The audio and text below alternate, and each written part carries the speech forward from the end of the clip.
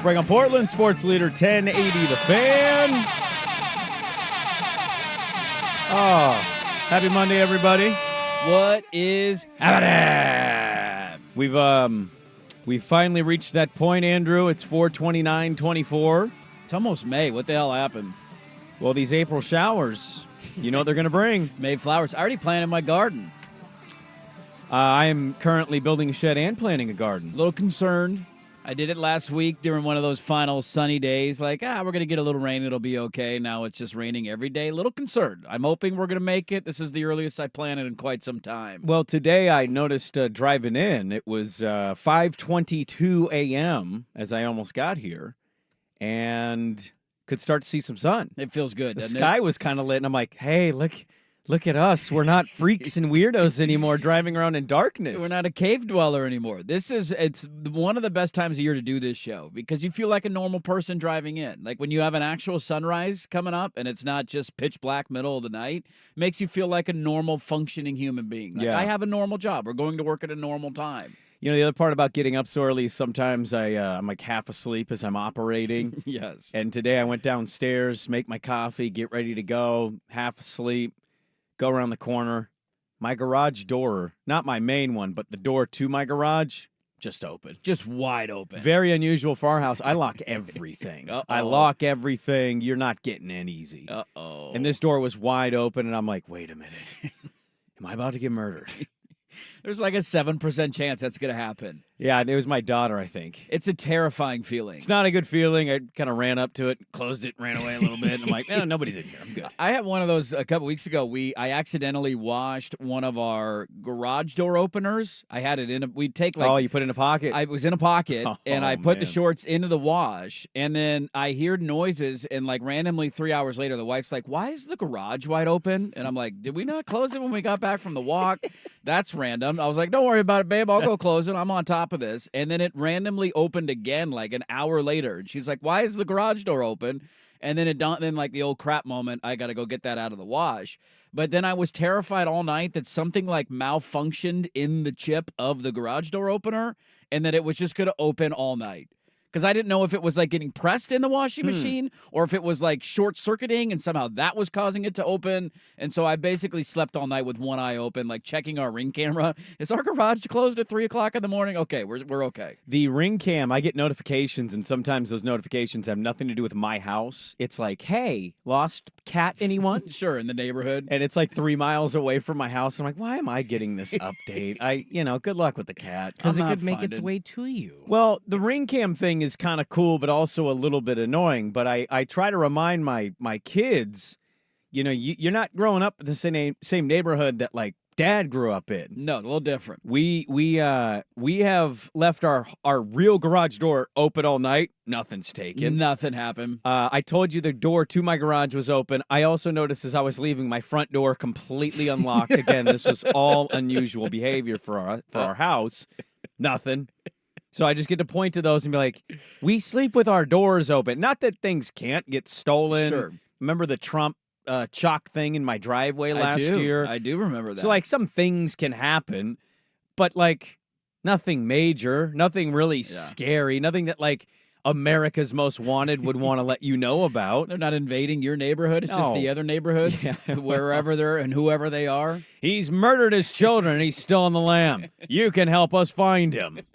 Catch this coward. Wait a Bring minute. him to justice. This is the end of the show? That's Just it? a guy is murdering people and you haven't found him? We never find anybody in that show. It was No. just to terrify you. They never actually found or solved any crimes. No, and then you find out why that guy created the show and it makes it depressing. So you're just like, damn it. This is all bad, man. This is all bad. My parents are that way in their neighborhood. They never lock their doors. Yeah. Like, ever. Yeah. I think they do when they sleep, but they'll leave. Like, they'll go walk around the neighborhood for like 2-3 hours, be gone running errands. And if I ever have to go over there and grab something or do something, it's, oh, don't worry, back door's unlocked. Yeah. Just 24/7 back door unlocked. It's an old school way of It's thinking. like, dude, you can just open the gate. There's no lock on the gate. You walk in the back door. There's no protection there whatsoever. But you feel good about the neighborhood you're in. It's a good feeling, man. You don't got to worry about it. Yeah, I'll do that during the day if I take the dog on a long walk. The wife is at home. She's upstairs working. I just be like, it's 12 o'clock. Like, Who's breaking in? well, here's my thing. This is how I used to cope with things as a child. Our house got broken into a couple times, and I used to cope by saying, be scared at night, because, like, how often do you hear about break-ins and murderings happen during the day? A 1 o'clock break-in and murder. It's very rare. Yeah, it's not happening. It'll happen at 2 o'clock in the morning when you're dead Yes. asleep, and you won't even know that it happened. Yeah. So you got nothing to actually fear there. One time, our house got broken into and absolutely just destroyed. Television was broken in. Stepdad's recliner had, like, knives that were stabbed into it and ripped up. That seems purposeful. Lamps were, so we found out it was my stepdad. Spoiler alert. And anyway, he and my mom were divorcing, and so he broke into our house and destroyed everything, but made it seem like somebody else did it. But there was one thing, it was a tell he left untouched, and we're like, why is that one thing untouched? And none of his tools were taken either. He had thousands of dollars in tools, and none of them were taken. I didn't know they were there. I couldn't find them. Anyways, so about a week after that, I'm in that house, and I'm sleeping in the living room for some reason. I can't remember why. And I wake up, I hear a noise, and I open up, and we live like, we have 3 stop signs in front of the house we were living in at the time. So we're on like a kind of main road. We've got a big guardrail in front of our front yard. So I peer open the little blinds. It's probably 3 a.m. I think 9 years old. I peer out my blinds, and I see a car at the stop sign directly across. I'm like, oh no, somebody's going to break in again. And I'm looking at the car, and all of a sudden it's not moving, and it starts going, just people having sex in the car at a stop sign at 3 a.m. in my neighborhood. We're like on the road. It legitimately looked like the Grand Theft Auto car when it was like Bounce back and forth. Not parked off to the side. no, but, at the stop sign. No, it was I mean, 3 a.m. Who else is driving by? You're good at 3 a.m. in the middle of the Well, road. there's a 7% chance that a cop is going to pull up, but maybe it's worth it, you know. That's the percentage, 3 o'clock in the morning of running into a cop, 7% chance. Well, you said 7% of getting murdered. I so did, I that's just true. applied that Schultze, to I, getting caught while having sex in a car. Stop sign. It was probably a 7-minute stop, if you catch my drift. I don't know if there was enough time for cops to pick up what was happening. 7 minutes in heaven is what you're Good for saying. him, dude. Yeah. 7 minutes Well, weirdly, in a car. Good for him. even at 9 years old, weirdly, like, that just kind of comforted me. And I laid down. I'm like, well, they're making love. All right, they're having fun. They're having a good time. All right, that car's wrong. I want to do that someday. That sounds like a good time. We had one of our houses in college. When you go home for winter break, you'd be gone for like a month. Oh, yeah. And we had, I think it was our junior year. The entire thing was like ransacked. Oh. And there is no. Did you have like a lot of? Do you take all your valuable stuff, or did you leave most of your stuff back? There's a lot of stuff there still, like TV. You know, I didn't bring my TV home for a month. You're not packing that stuff, Sure. right? There is no more dehumanizing feeling that I've ever felt than that. Of like literally every drawer was opened and tipped over, every parcel of clothing, every piece of paper, everything. Pockets are pulled out of pants. Right, everything had been gone through and thrown on the floor. And you walk in, the doors are like busted open because we got a call from the cops. They're like, "Hey, somebody broke into your place. You got to get down here. The doors are broken. Can't even close them." It's such a horrible feeling. And nothing in that house ever felt the same the rest of the year. Like everywhere you stepped, everywhere you slept, you're just like, God, was there some weird homeless guy in here for like 2 weeks? You feel a little violated. You You're feel like, absolutely I violated. don't know what happened here. It was probably another college student just being an a-hole, It but very well could have been. Could have Or- been meth heads. Who the hell knows? or a townie that was like, oh, these stupid college kids come and go all the time during this month. They know that everybody's gone for a month. Jeremiah Masoli? I don't know. My laptops. laptops Stealing may or may laptops. not have been stolen. He saw him in the window. He's eligible for that Civil War game, though. You're damn right he is. All right, gotta win. Hey! How dare you? Hey, How dare you? calm that down. It's a big day in the Dirt household today. My S is gonna start getting real. What do you mean? The wife's going back to work today. Oh, today's the back to work the day. back to work day. Oh, okay. Yes. You nervous about this? I am a little nervous. Yeah. You have frozen boob milk and all that stuff. I mean, I got milk. We Okay. got All right. milk. I All got right. milk. We got stuff to feed. We're All right. okay there. But it's like, there's a comforting feeling of having moments when I get home of like, hey, I'm just kind of tired, honey. Here you go. Yeah, I got to go do something for 2 hours.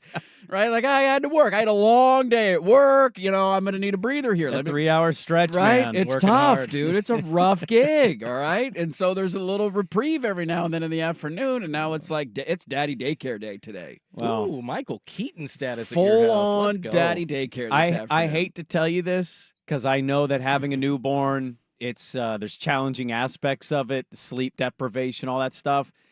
This is when they start to hate you. Yes. They're working. They don't want to work right away. No, she is not. She's not happy about How's today. Teddy? Yeah. How come you haven't responded? Teddy update, please. Like this is the texts are gonna roll in. Yes, I have to send a photo, Yeah. photo evidence that he's alive. Oh, yeah. Every hour. Oh, yeah. We need photo evidence. He's breathing. See, you can check a pulse. Make right sure he's here. not sleeping on his belly. He's not sleeping on his belly. He's okay. Dad's not doing anything nefarious. We're all right. Just the boys hanging out in the household. So you're telling me my texts to you during the afternoons will largely It's go not getting responded to. Okay, It's not getting. that's kind of what I thought. Not getting responded to. We did used to exist without cell phones. I think the wife used to have to call to check. No pictures allowed. or No available. Oh, pictures. could you imagine? She calls right in the middle of the nap, wakes him up. Just want to see how he's doing. Well, now Now he's awake. She used to always call me on her way home from work, and she just, we talk and catch up. 'cause Sure. She works later days. Thankfully, it's only like half days, so she'll be home by like 4 or something today. But I told her, I was like, hey, you can't, I'm not going to have hands available. We're not doing the drive home call thing anymore. He could be napping. We could be feeding. You let me know when you're on your way home. I'll say, sounds great, honey, if I have my phone available. But I think we got to eliminate that from our communication line. hey, our relationship's taking an even greater step back from communication now, and That's right. leave me alone. I got to deal with a crying toddler, okay? I'm all alone over here. One of the first sacrifices in your marriage. This is where it begins, right? Wait till there's 2. You wait till there's 2 Teddy ball games. Hey, easy. 18 Easy. months from right now. Easy. Brandon Sprague here solo for 7 weeks again. He said he wasn't going to do 2. Here he No. is. He's with the second One's good. One's all you need, man. We're good to go. Well, we got a busy show today. There's a lot to get to today. The playoff basketball stuff was finally good. I mean, it hasn't been a lot of great things. We got 2 series that have been good. Well, not from a standings point. Like 3-1 doesn't look good, but Knicks Phillies has been interesting. It has. Dallas and LA has been great. The Suns got swept. That was fantastic. Well done, Phoenix. We have spring ball.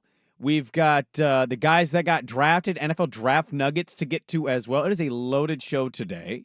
Jordan Schultz in for swag today, also double dipping into prime time coming up at 3 today. So Schultz, he's going to be he'll be here all day. Schultz, he's pulling the all day shift. You're gonna hear more of me than you want today. Yes, we are. Because I get control of the mic at 3, and that's love you, boss man. I don't know if that's a good idea. I'm just kidding.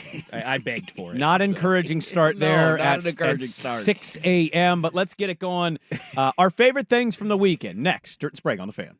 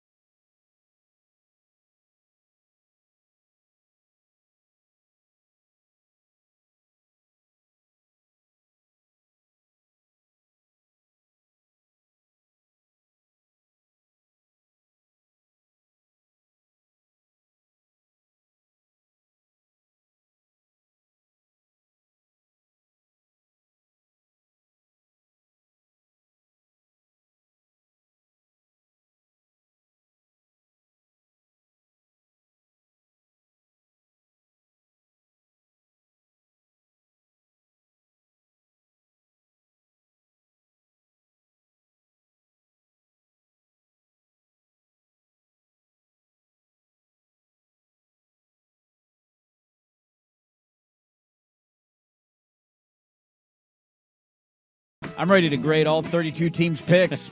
A-, C+, B+, D. Let's start with the things we enjoyed from the weekend, our favorite things from the weekend. I'll just start. I know we'll get to it a little bit later on. The Phoenix Suns got swept. It's just one of my Great favorite. effort. I Great love effort, watching boys. it. Brad Beal, we're not going to get swept. I ain't never been swept a day in my life as he runs off the court, fouling out of the game. Kevin Durant being comped with some of the greatest players to ever breathe oxygen and then completely showing he's a leaderless scorer. I text Gundy, and I probably went a little far here.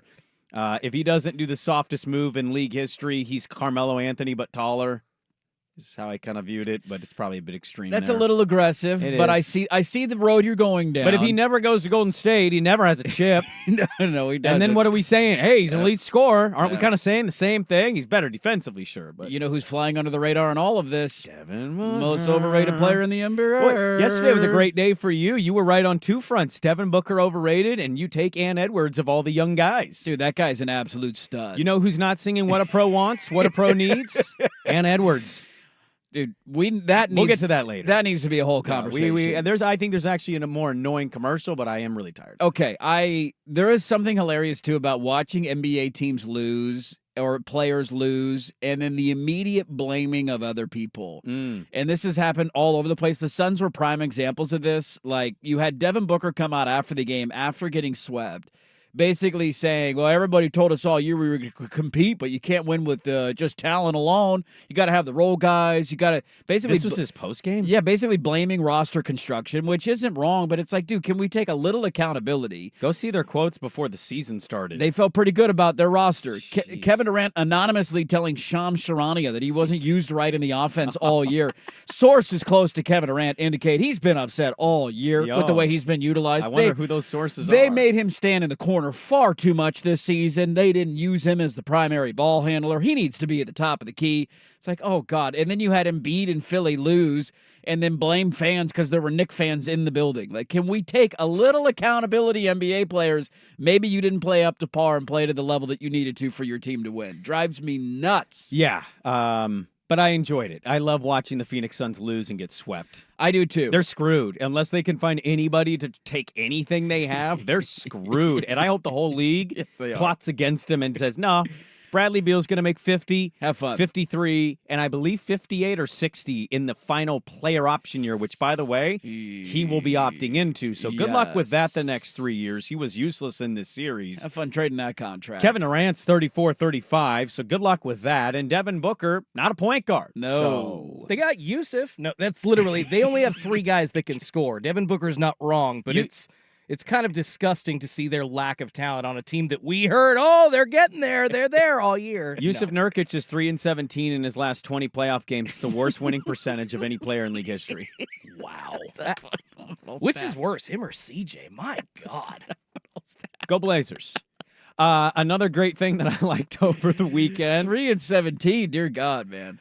Patriots' new wide receiver. I'm actually excited about him. I think the Patriots are interesting. I'm not a big Drake May guy, but they went and got him some stuff. They did. Javon Baker from UCF, who's a speedster deep threat. He got drafted by the Patriots, and they asked him what he thought. And he said, bring your popcorn. I make people in wheelchairs stand up. That's a great quote. Boy, if you are going to deliver a show, you are really giving me something to tease and get excited about. I'm not very excited to go watch you play. I'm buying a ticket, even if I'm in a wheelchair. Dude, this guy's a miracle worker. If you're in a wheelchair in the Boston greater area, you have to go to a Patriots game. He's curing this problem. Make people in wheelchairs stand up. You are no longer paralyzed. He's Jesus. Congratulations, dude. This guy can walk on water. He's making the blind see and the lame walk. Yes. I'm hearing like the four gospels in my head right Yes. now. And the locusts are going to come after that. Oh, that's great. That is a fantastic. One of the things that we didn't get to on Friday that is kind of my favorite thing from the weekend, but not really because I think it happened on Thursday, but we didn't get to it on Friday. Thursday weekend I'm doing favorite. a Thursday weekend favorite. We did not talk about the worst owner in professional sports, and that's hard because we have a candidate here in our own city. David Tepper and what he did to a local restaurant. I'm so upset that I forgot to get to that on my show notes. And then the video came out after our show Friday. Yes, so David, if you didn't see it, I'm sure you have by now, but there was a local restaurant in Charlotte that put a sign up on their restaurant that said, let the coach and GM make the pick this year. One of those like sign stands that you place in and out of your restaurant, you put on like a sidewalk, Yes. right? Like it just a special today. And it was a big one with some interchanging letters. Let the coach and GM make the pick. Well, David Tepper, the owner of the Panthers, happened to drive by the restaurant, decided, you know what? This is like 2 hours before the NFL draft. I got a good idea. I'm going to stop and I'm going to go into the restaurant because this makes a lot of sense. Not only did he go in, which is such a low D move, he then walked in and took a guy's hat off. Yeah, he was talking to him for a second. You see on the video. And then he like pulls the hat off almost as if he's indicating it's disrespectful. Give me some respect, young Sparky. Like he kind of looked like he was pulling one of those cards. You think you're a president of the United States? Am I supposed to bow upon your arrival? You are an idiot. You're a horrible owner. Somebody needs to fight this guy because he clearly has never been humbled in his life. No. And somebody needs to humble him quick. One of the worst trades of the last 20 years in the NFL is what they did last year with Chicago, going after the #1 overall pick. If Stroud wins a Super Bowl, it's going to go down as one of the worst in NFL history. Because they traded a chance to get Caleb. They were the worst team in the NFL this year. They drafted the wrong quarterback from their class, and they don't have any assets to really help him out because, again, they mortgaged their future for Bryce Young. He then ended the season throwing drinks on fans in Jacksonville who were critical of him because he's an idiot and a horrible owner. And then on the day of the draft, he decides to walk into a restaurant. And there are times when you're reminded that Jody Allen is the absolute worst. But there's always somebody maybe worse out there, and David Tepper takes that crown. Another thing I enjoyed, I watched the Oregon spring game. We'll get to those festivities later on in the show. But finding out, watching on that broadcast, Dylan Gabriel, named after one of my favorite football players of all time, Corey Dillon. I missed that anecdote. Yeah, I heard it on the Pac-12 network calling the Big Ten spring game. That was really weird, wasn't it? Very odd. I guess the PA guy, too, at Autzen, opened it up, or somebody got on the mic before the game started and said, welcome to the Big Ten. They still had the logos on the field. It's very Curb Your Enthusiasm theme music. And then Yogi had to talk about on the broadcast how they're going to fit into the Big Ten. It was very like, this is just weird all around. I don't know what, they didn't really explain the tie-in, but Corey Dillon is in the Hall of Very Good for me. I really loved Corey Dillon at UW and in the pros. He's a stud. And so I thought that was a cool little anecdote about the new Oregon quarterback. Well, I enjoyed watching another spring game this weekend, and their attendance fell by more than 50% from year 1 to year 2. Okay. And it was in Boulder, Colorado. Oh.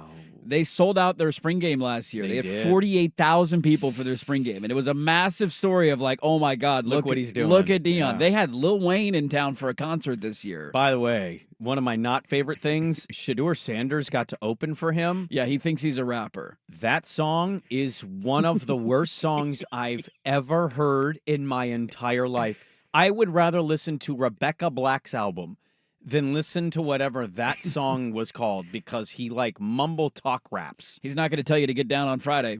It was terrible. No, he's not going to tell you Saturday is the next day. He's not going to tell you that. You don't get that in a Shedeur Sanders rap. If you're an athlete, you either have to have like a rap song or a podcast nowadays, right? It's one of the two. Or you're LeBron and you just have your own 6 show.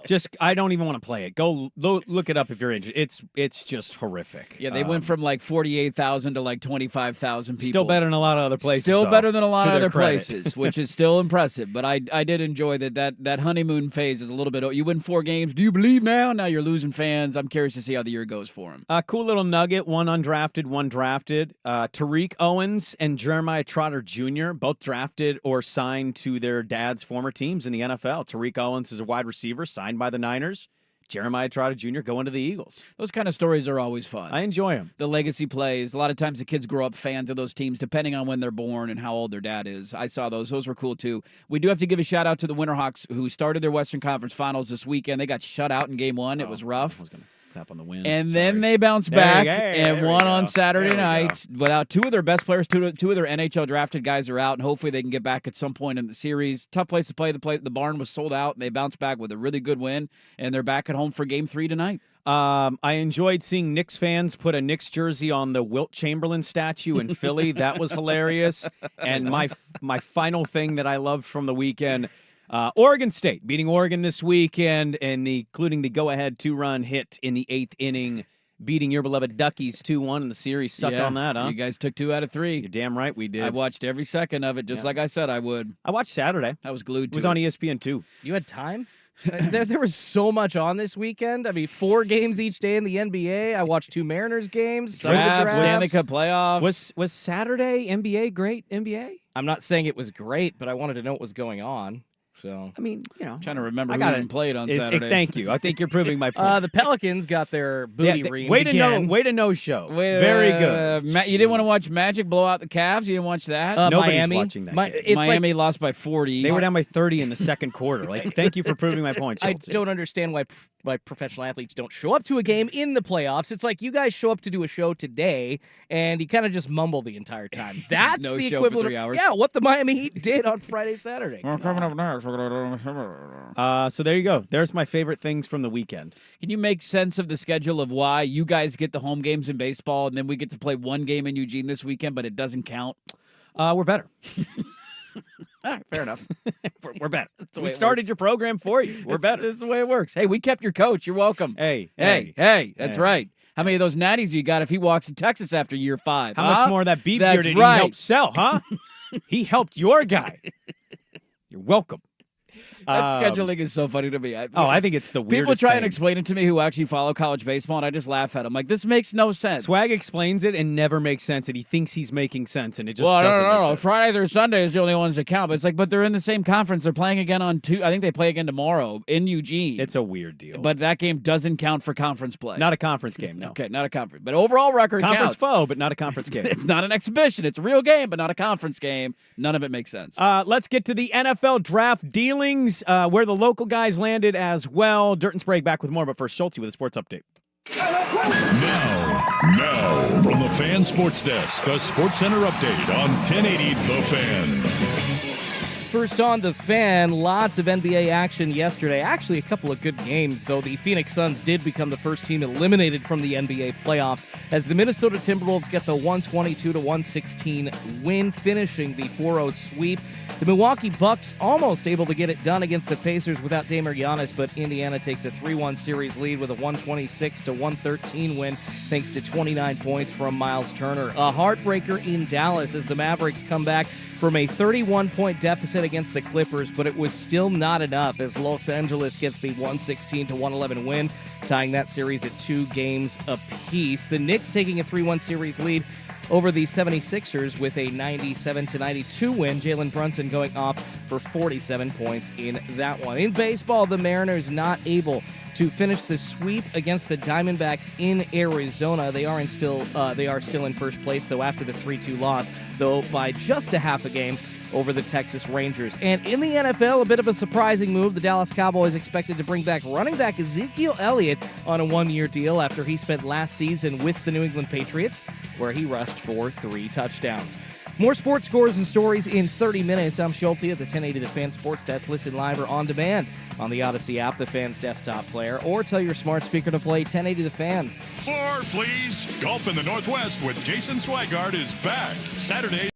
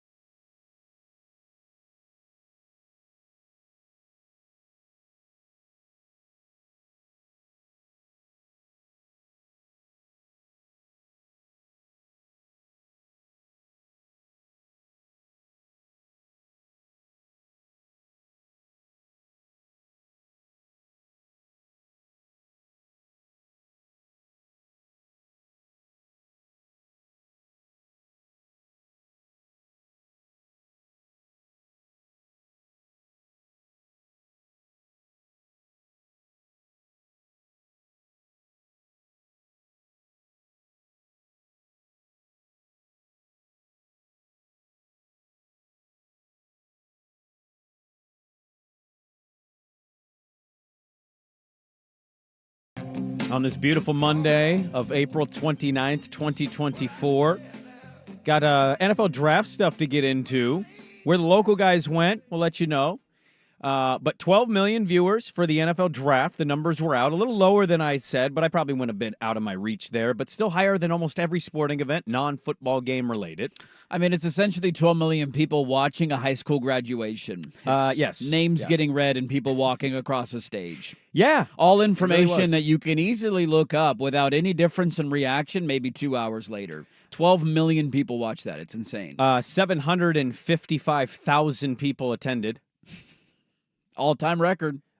More than double the last draft. Detroit killed it, and I cannot wait for it at Lambeau Field next year. I think that, that would kind of be a sneaky fun thing to go to just because I've never been to Lambeau, nor do I ever want to go to a Packer game. You don't want to go to a Packer game. No, I think live football sucks. Oh, okay. Yeah, sorry. Just to see so you would rather see the stadium in a non-game day setting just to say you saw Lambeau Field? Yeah, just to see the venue. I did that in Dallas. I went to the Cowboys' old Texas stadium in the summer. Sure. Go check it out, walk around, see what the whole fuss is about. I'd be afraid that if I went to a Packer game, I'd actually partake in some of the festivities, which would gross me out a little bit. I'm not a Packer fan. It kind of happens when you go to an arena. Doom, doom, doom, doom, doom, doom, doom. Go, Pack, go!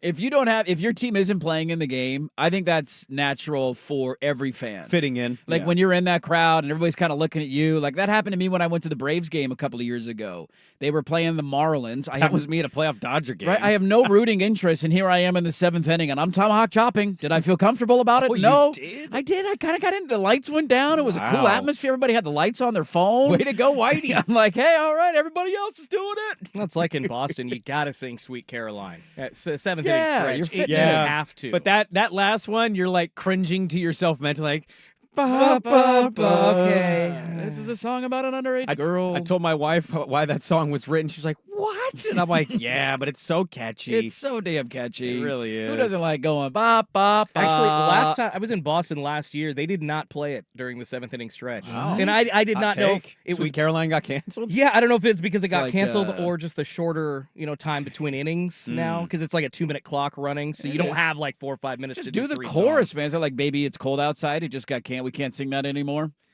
Apparently, I don't know. I think Detroit was a clear winner just because they hosted, and I thought they had a pretty smart draft. Oh, the whole room was wearing Dan Campbell jerseys. Brad Holmes was wearing what was it? It was positional villain because he said he didn't really know what positional value was because people killed him for the Jahmyr Gibbs pick last year. They did. He had a pretty good rookie season. I think I had a good take on that of like, did Yeah. you see him hug Dan Campbell after they picked that guy? The guy were was jacked. awesome. This is why grades are so stupid. I They hate really the are. reaction to the NFL draft. Well, we always overreact, and then, oh, what about the salary cap? What about this pick? And then it turns out really good, and you're like, any word on that? Or We are going to correct that stance. But if there was anybody else that won kind of the weekend, I thought showing up on McAfee, his press conference, he had a phone call that was leaked involving a player crying. Chris Ballard, if you weren't familiar with Chris Ballard at the Colts, he had himself a nice weekend. He was defending a player who had generated a lot of negative I think press. it was A.D. Mitchell. It was from A.D. Texas. Mitchell. His Yeah. character was brought up a little bit. He slipped a little bit in the draft. And Chris Ballard talked about that. I don't know. I mean, I read some of the bullshit that was said on TV. I mean, just the typical, excuse my language, our typical league, unnamed sources, bad interview. That's such bullshit. I mean, it is. It's bullshit. Like, put your name on it. I'm tired of, we tear these young men down. These are 21, 22 young men. And if people out there can tell me they're perfect in their lives, it's crap. It's crap. This is a good kid. And, for those reports to come out, like, I said it last year, it's bullshit. I'm sorry. I apologize for the language. I don't, but I do.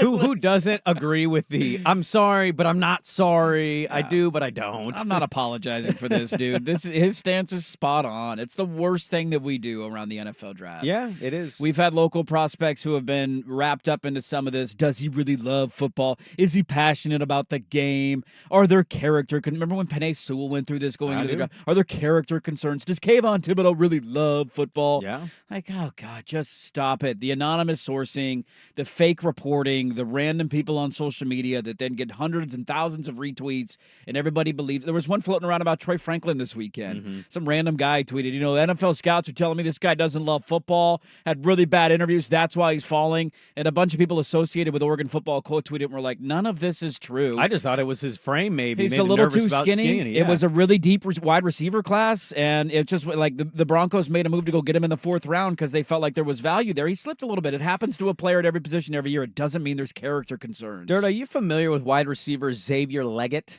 I am. Yes, I am. I don't know. Okay, so maybe you heard this or saw this. He needs to do a one-on-one interview with Farmer Fran. I need that back and forth. So he was taken by the Carolina Panthers. I had never heard Xavier Leggett talk. He is from deep South Carolina. The deep South. The deep South Carolina. Here he is being asked one of his first questions at the press conference. Xavier, you woke up a Carolina Panther. Did you have to pinch yourself? Say it one more time. So you woke up a Carolina Panther this morning. Did you have to pinch yourself a little bit? Oh no, man. I woke up ready, man. I got a call right after I got dressed. They was coming to pick me up at 9:30 in the morning. I told them I'm gonna be ready. I'm so happy listening to this. There is country, then there's country. And he's got a friend named Jelly, I think. I hate the Panthers. I might have to buy a Xavier Leggett T-shirt. I want to play this one more time. I heard this yesterday on What does he Sports say? Sunday. What does he say? Well, okay, I couldn't hear it the first time. They played yesterday twice, They and slow it down. and for you? I understood it the second time. Okay. Xavier, you woke up a Carolina Panther. Did you have to pinch yourself? Say it one more time. So you woke up a Carolina Panther this morning. Did you have to pinch yourself a little bit? Oh no, man. I woke up ready, man. I got a call right after I got dressed. They was coming to pick me up at 9:30 in the morning. I told them I'm gonna be ready. That's great. I'm with Schulte. I think there's a Jelly in there. I got to Yeah, call him, there- maybe Jelly or something like Jelly's coming to get me. Jelly called me. Yeah, no, Who's there's, Jelly? There's a buddy named Jelly. Okay, we got a buddy named Jelly. I think Jelly might be an agent. Jelly is agent. It's coming to Jelly's call the only word I couldn't pick up. I caught everything else. Woke up, I got ready. They told me I was drafted. I got really. Jelly called me, and then I got ready. He grew up in the Carolinas. He Yeah. played college ball at South Carolina. Cool local story, actually. Grew up yeah. a Panther fan, and I saw that press conference and just laughed. That was fantastic. I thought Keon Coleman, who we talked about Buffalo, right? did. Like, let's Buffalo draft, and then we'll evaluate. Maybe you're still not happy with it if you're a Bills fan, but they traded out of the first round. They got some assets.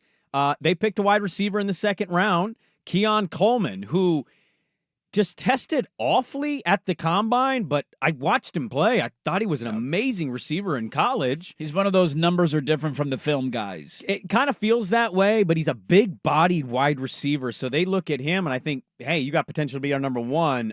Here is Keon Coleman. I'm kind of upset with him because he was talking about my golf game. I could golf a little bit now. Like I said, I'm Tiger. Wish he could. I wish I could golf for real, but I could drive pretty good. Putting in, it's all right. Barely some. That's why I'm good at Top Golf. I get the ball back down to the net, over the net. But if we're on a real course, once I get to the greens, I might lose. Yeah, I'm knowing every quarterback and special teams got to be good at golf. So I'm looking forward. We're gonna see what's up.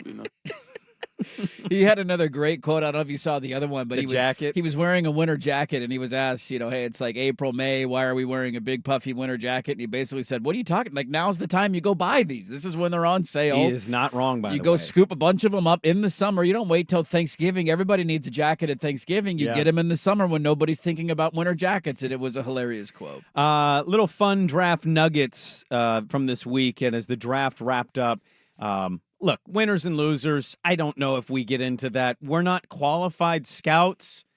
I don't cover the draft extensively the way like a Nimick would. It seemed like a lot of teams actually had pretty smart drafts. I know there were some questionable picks, certainly. But I perused through all the post-draft stuff. A lot of people just, hey, Pittsburgh, you addressed your offensive issues. Hey, New England, you addressed your offensive issues. Hey, Jets, you went and got Aaron Rodgers protection. Like, There are a lot of teams that feel like they just drafted smartly. There was some questionable stuff, sure, but there were a lot of teams that felt like they had pretty solid drafts. I felt like everybody, the teams that needed to addressed really specific needs. I'm glad you brought up the Keon Coleman one. He's a guy that I loved in college. He was a stud at Florida State, and the idea of him falling never really computed in my head. I know the numbers were not great at the combine, and they didn't live up to the potential of what everybody thought they could. That's what screwed him, I think, was the combine results. I have a hard time with that. I know that measurables are important and, cone drills and all that crap. Like, dude, I got 3 years of football watching you play. Are you making contested catches? Are you jumping over people and making plays? Are you reliable on third down? Like, he was all of that for Florida State. Is his separation as good as some of these other guys? Like, no, but he's been a really reliable, trustworthy wide receiver. And I loved that pick for Buffalo and the value that they got where they took him in the second round. It was fun to see a lot of the local guys find landing spots. Yep. Having Troy Franklin land with Bo was really cool. Well, you're ruining my next segment. Sorry, so we'll get to that next. JPJ going to Vegas. So I love watching the local stories. I didn't know if we were doing another NFL draft segment. No, yeah, I got more NFL draft stuff. Yeah. But there was a lot of those were kind of fun ones. The big issue that I had is the stupidity of some teams allowing really meaningless stuff impact where they select a player. And I thought one of the bigger stories of the weekend ended up being Spencer Rattler, who dropped like a stone. And the report coming out that it was because of the documentary he was in when he was in high school.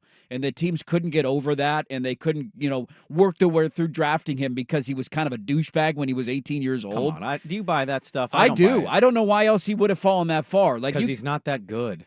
Are we sure? Have you seen the I mean, how behavior many- that they're talking about? I mean, yeah, I watched the documentary. He was an absolute douchebag in high school. Go pull up film of Dirt when he was 18 years old. Well, I was an absolute douche, too. I'm not going to defend a documentary I haven't seen. I would just say I saw this last week when someone is like, scouts are talking about how they'll track your Twitter account from 8th grade. And it's like, why would you hold a 22-year-old to what they tweeted when they were 13, 14 years? It's just kind of stupid. Yeah. And, honestly, we've seen enough of the league to say, does that matter? Because if you're good, you'll play. Well, if you can commit domestic violence and be all right. and be just fine. You can get a DUI and hit somebody in a car. You'll be okay. You'll play if you're good. I just think some of that stuff is way. I mean, I could be wrong on Rattler.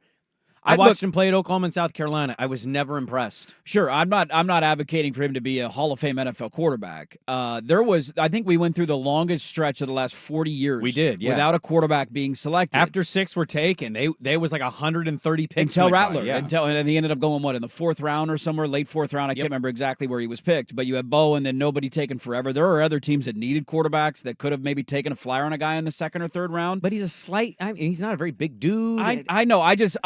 I don't quite see it. I would have been willing to roll the dice on him with an earlier pick because his offensive line was one of the worst in college football last year. He didn't have a lot to work with. Let's not sit here and act like South Carolina is some factory juggernaut. I mean, he chose South Carolina. He did. Yeah. He did. But Brock Purdy chose Iowa State. He was a 7th round pick. Like, this idea that you can't have value later in the rounds at quarterback, I just don't understand. And if that was the reason that he fell, it's one of the dumber stories of the weekend. The documentary. Think it's dumb. I don't think it's dumb at all. He showed leader did you watch South Carolina play at all last year? Yes, I watched 2 games. Their offensive line was atrocious. He was sacked more than anybody in college football. You know how many times he complained? You know how many times he threw teammates under the bus? You know how many times he complained on the sideline or threw tantrums? I get it. He didn't do anything. He was raved about inside that locker room. His teammates said he was a great leader. The coaches raved about him all season. It seemed like he handled the Caleb stuff at Oklahoma because that got kind of messy. Dude, he was punked at Oklahoma. He lost his job. Caleb comes in. He's the hero. He was the Dr. Pepper guy. Yes. Him and DJ that year when he was at Oklahoma. He's booted out, has to go find a new spot. Like, he went through a lot in college, and I thought he grew a lot and matured a ton. And this idea that we hold somebody accountable for something at 17 years old when he's now, 23? Like, he's a totally different person. I mean, I get it, but when you're talking about super successful quarterbacks in the NFL, they're team guys. And I would assume that the GMs are really just thinking that, oh my goodness, this clip shows that he's not a team guy. Yes, you can grow. Yes, you're 17, 18. But when you're literally the quarterback, you're supposed to be the leader.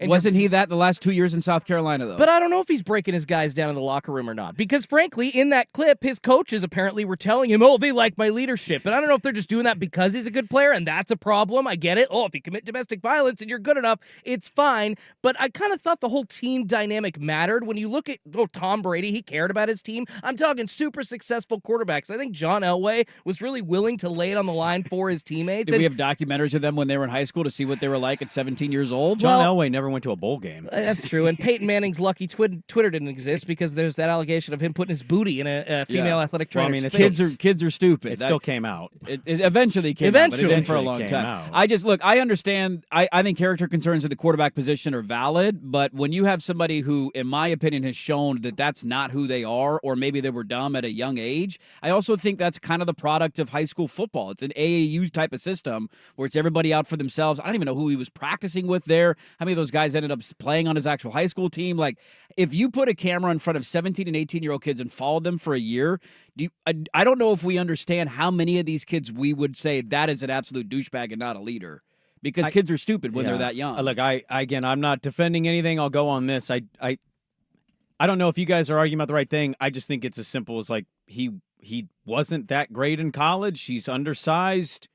What, you said fourth round, right? I think he ended up going to the fourth. Late fourth to the late fourth okay, round. Fourth round. I mean, if you would have told me Spencer Rattler was going to be a fourth round pick before the draft, I would have said, yeah, that tracks.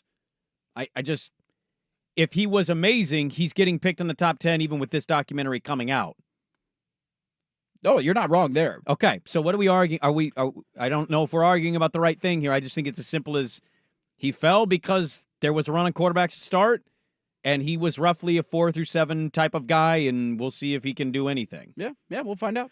Where the local guys landed, next on The Fan. Another Blazers season in the books. We're not good enough yet. We don't have enough talent. We've got to keep boosting our talent base. What will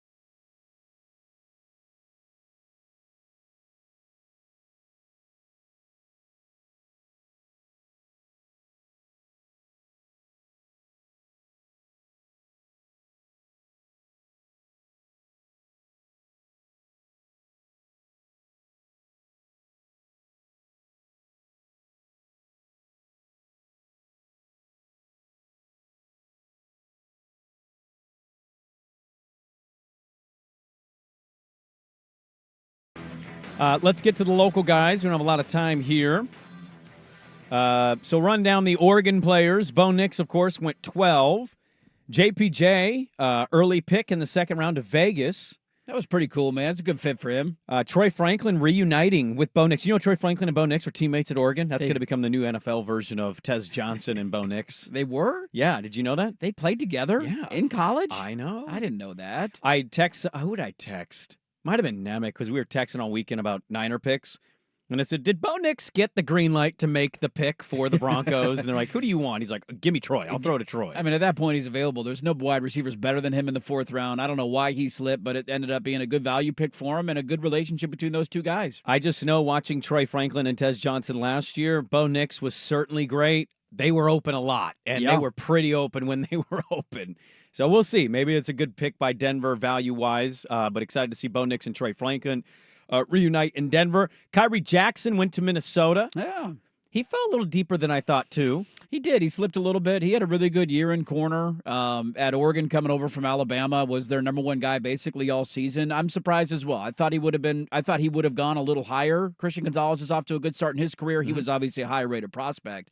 But I think, again, you look at value there. If you can get a guy like that who was projected to go earlier, where they ended up landing him, it's a good pick. The Falcons reportedly tried to trade up to get Layatu Latu after drafting Michael Penix because they need edge rush help and defensive line help. It's funny. He was available at the 8th overall pick. Could have had him. Or just, pay a heavier price and get if they would have got Layatu Latu and Penix, I think it softens the Penix blow a little bit. It still makes everybody go, huh? Yeah. But if you get Layatu Latu, who, by the way, 8-1 to win Defensive Rookie of the Year. Pretty solid odds right there. I like it.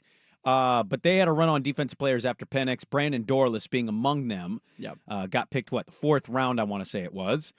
Evan Williams went to Green Bay. Yeah, he was not going to be a high draft pick. You were just hoping he was one of those guys that got picked, and he ended up getting picked. I like him. I thought he was a really smart player for Oregon last year.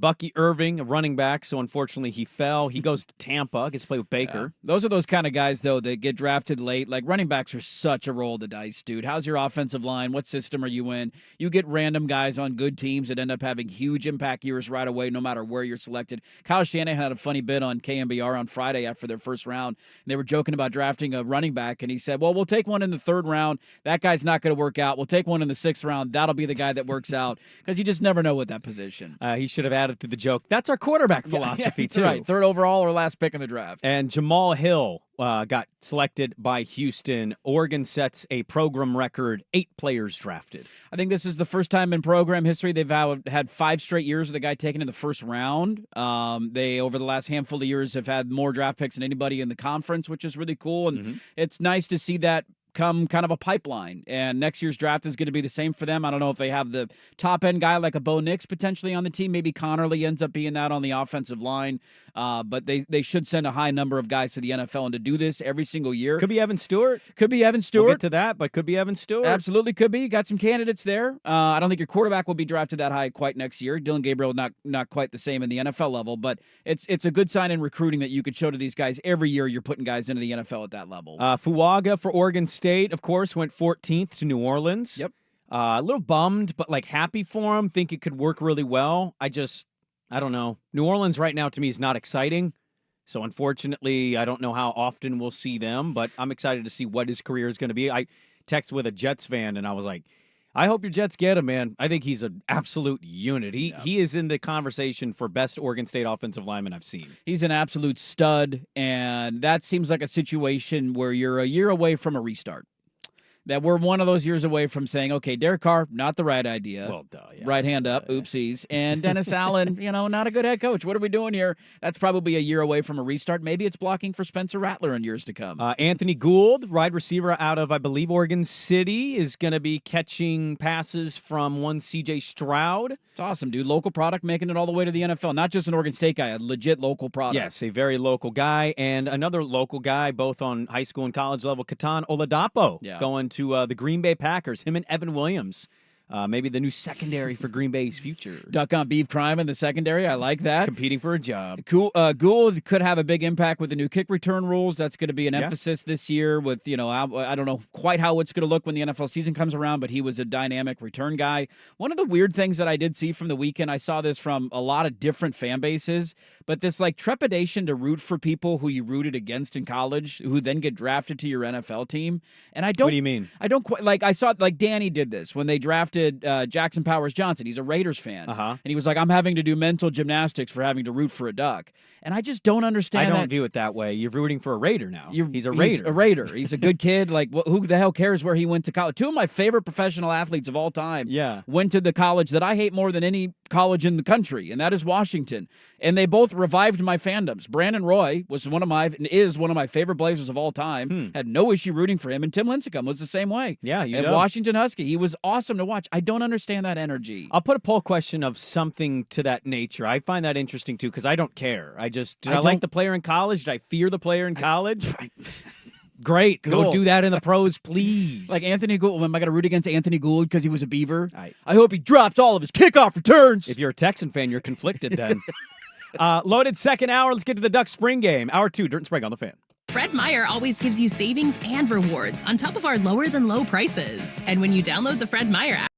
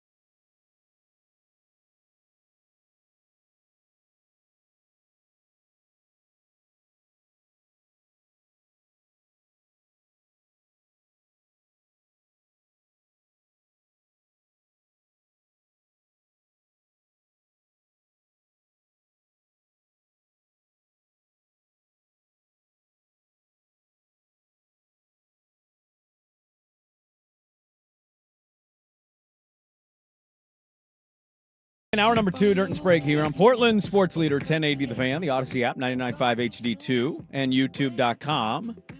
A correction. Thank you to the text police or the tweet police. I miswrote on the show notes Houston for Anthony Gould. It's Indianapolis. Yeah.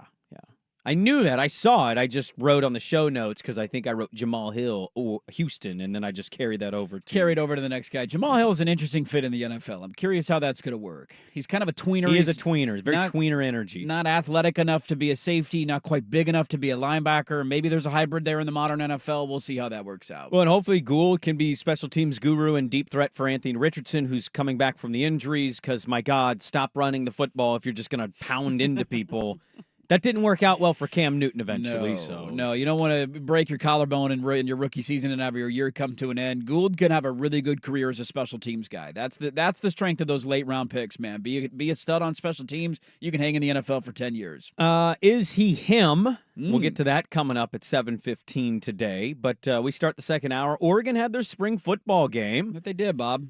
You watched closely, I'm assuming, from I did. start to finish. Every second, man. Yeah. The NBA action was terrible on Saturday. It was, yeah. It was kind awful. of a rainy, crappy day. It Nothing was. really to do, and so I watched every second of it. It was great to build a shed out there this weekend.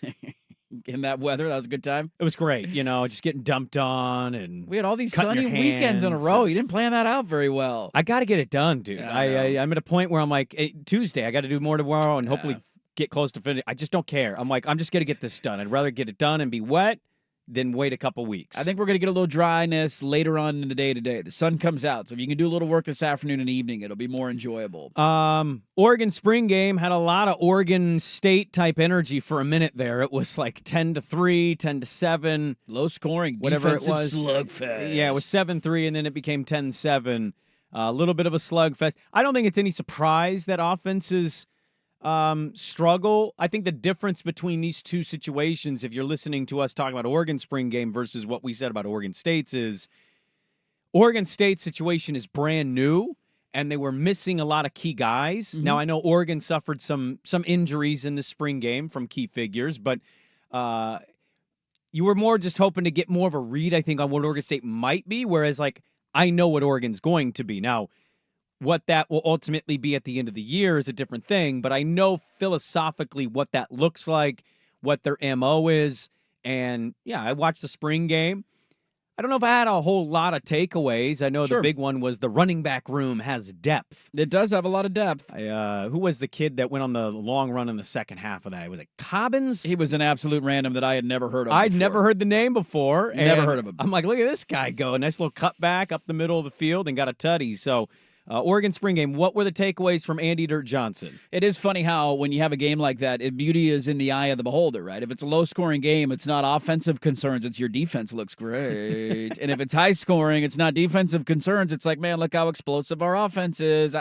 The hard thing with offensive football in spring games is that they split up the offensive line. And I think if you were going to ask me the biggest concern coming out of it and just where you're at, it is that position group. I think Connerly's going to be really good at left tackle this year. I like where you're at center. You're bringing some other guys back. But that's interesting you say that. I don't mean to interrupt you, Sure. but that's the spot, and not that they're not ready for it, but to replace a JPJ, I think is an area to hear you say that out loud. I don't know if we would have said that out loud a couple months ago. Maybe not. I mean, Poncho got to play a lot last year throughout the season. They kind of built him up the same way they did JPJ, playing him at guard and getting some reserve minutes and blowouts, and they like to rotate offensive linemen. He also started in the Fiesta Bowl, so he got a good experience game under his belt. JPJ didn't play in the bowl game. He was one of those guys that they kind of raved about all year as a true freshman. He's picking up things really fast. He's well built, like he's ready to handle this level of football.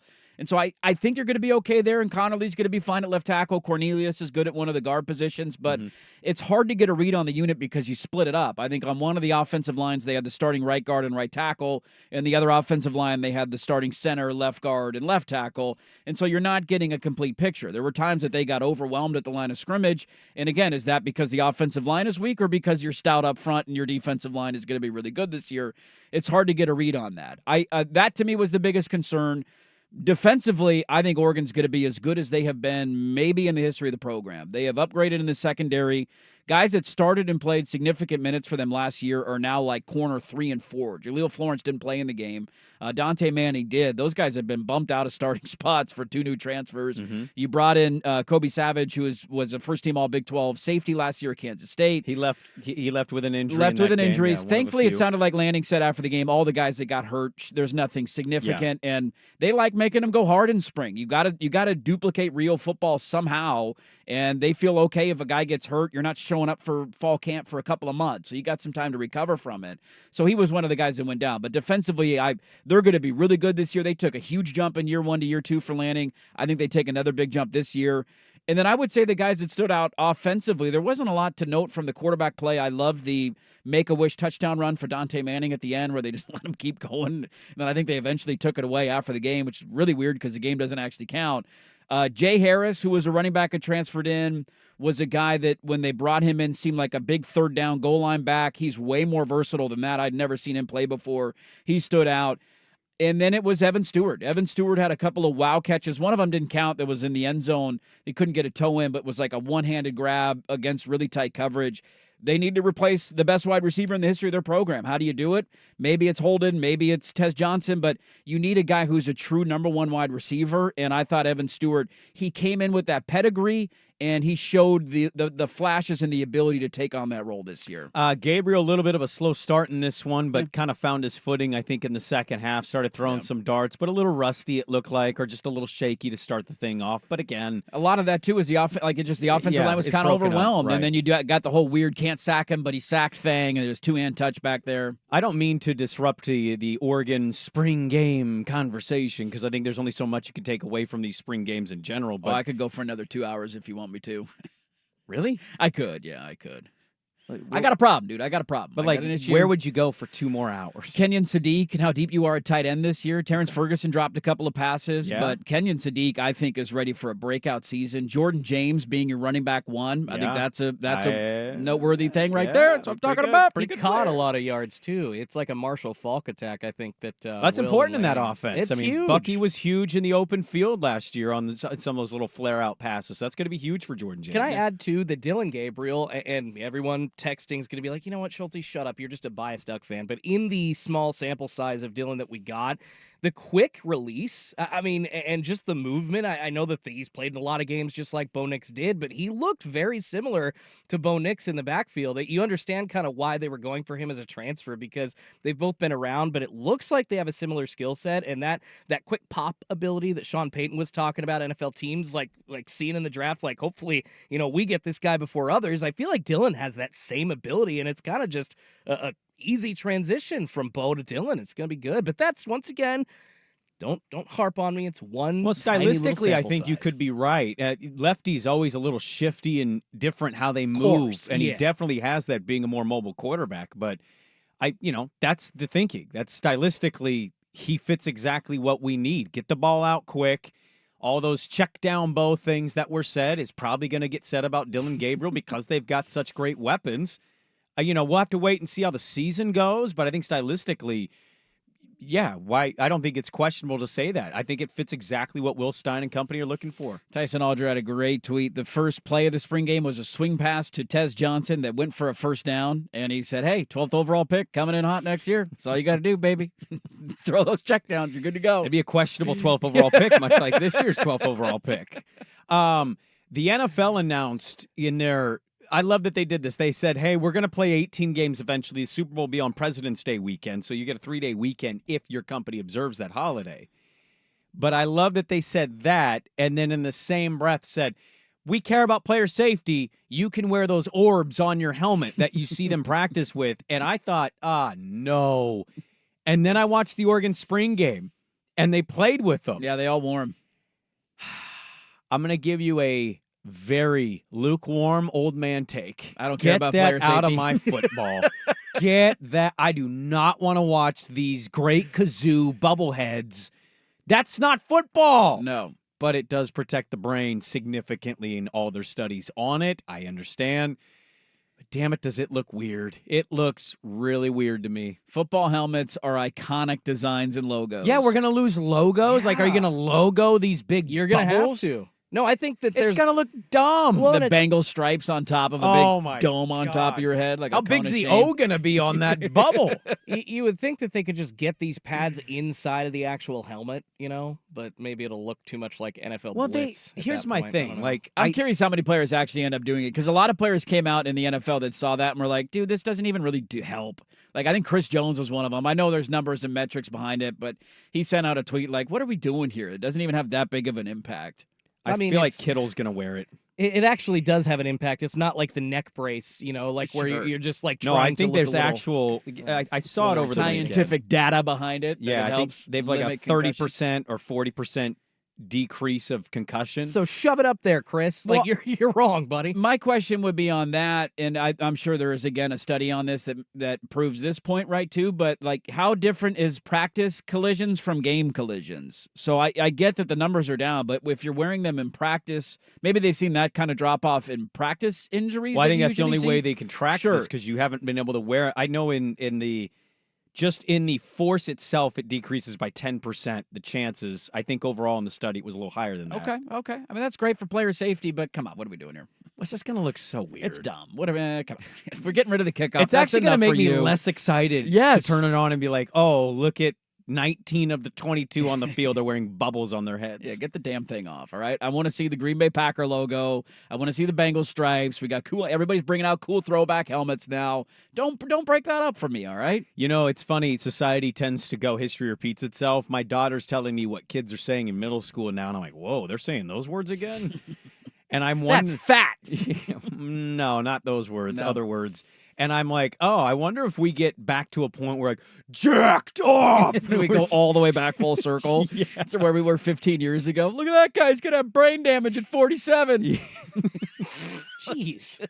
Well, I mean, we were cheering for we it. used to do I that. remember getting really excited about that I segment. think we still kind of are, really. Like, we're like, oh, we care about player safety yet, as you guys are like, Yeah. take the damn Guardian caps off. Well, it's like, what's more detrimental, playing without the Guardian cap or 18 games in the regular season? Exactly. It's pretty ridiculous. On one hand, saying that we care about player safety by the Guardian Come cap, on. while also saying we want to add a regular season game. I also enjoyed Roger Goodell pretending like that was for the fans when it's just about more money, dude. He wants to get rid of preseason games and have another regular season game so they can bilk more money out of their TV providers. So you put them in bubble wrap and you say, just go another 2 weeks for me, guys, physically, and then get through your playoffs. Yes. Okay. Are we going to give them another bye during the regular season? The answer to that is probably no. What are we doing here?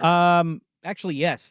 No, the answer. Are they actually going to do it? That's actually, I was just going to say, the reason that they're doing it is because of that extra bye that would force the Super Bowl to be pushed to President's Day. So, yes, they want more money, but Roger Goodell's kind of sitting pretty here because whatever he says. Well, whatever he does will work because it's the NFL. It's the NFL. But ultimately, what he says gets us to something as fans that we have wanted forever, which is the Super Bowl on Yeah. President's Day weekend. Well, That I am a fan of. I don't need an 18th regular season game. I might be alone in that. 17 is enough. It feels like we get to the end of the year and the last 2 weeks of the season largely don't matter for a good chunk of teams. Like are we going to work that Monday now? Because we usually get that day off. we do usually That's a get good that question. day off. No, I just don't think we're going to get a President's What do you think our boss Day does? Super Bowl We'll without work. that. We'll work. You think we'll work? I think we'll work. And then Tuesday do the exact same show? Yeah, we'll double dip. Like Labor Day. We'll do the double dip Labor Day show. I'd be curious to see how he plays that out if we get to that point. But great Duck Spring football You conversation. just poop all over my Duck Spring game It's the takes. I have spring more game. takes, damn it. I don't- More takes. I don't They think had 40,000 people there, dude.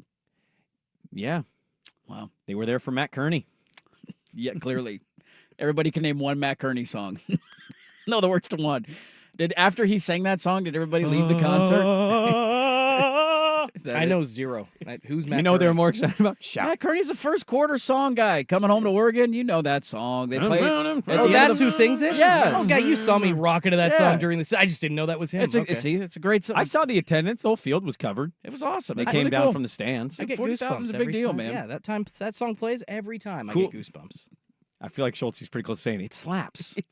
That song does slap. No. Dirt, no. not a big fan. Ski Yee by Sexy Red. I've actually slaps. seen Matt Kearney in concert before. Have you? I have. Okay. Not this weekend, but I've seen him in concert. What a fun fact. Let's get to him next on The Fan. The Fan Merch Locker is now open.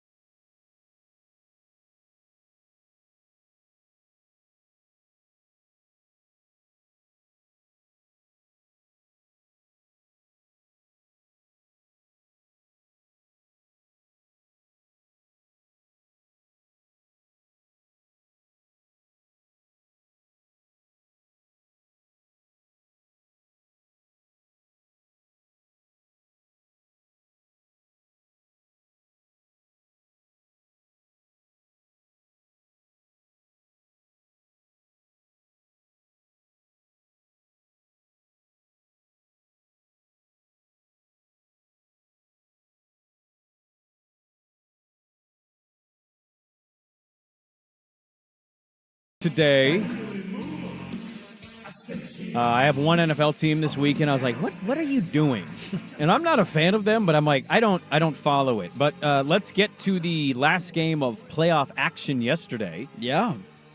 I was gonna do Dame, and then I'm like, no, I'm bumping it for this guy. Anthony Edwards was every bit the photo that's been shared for 2 years now of him, half face Michael Jordan.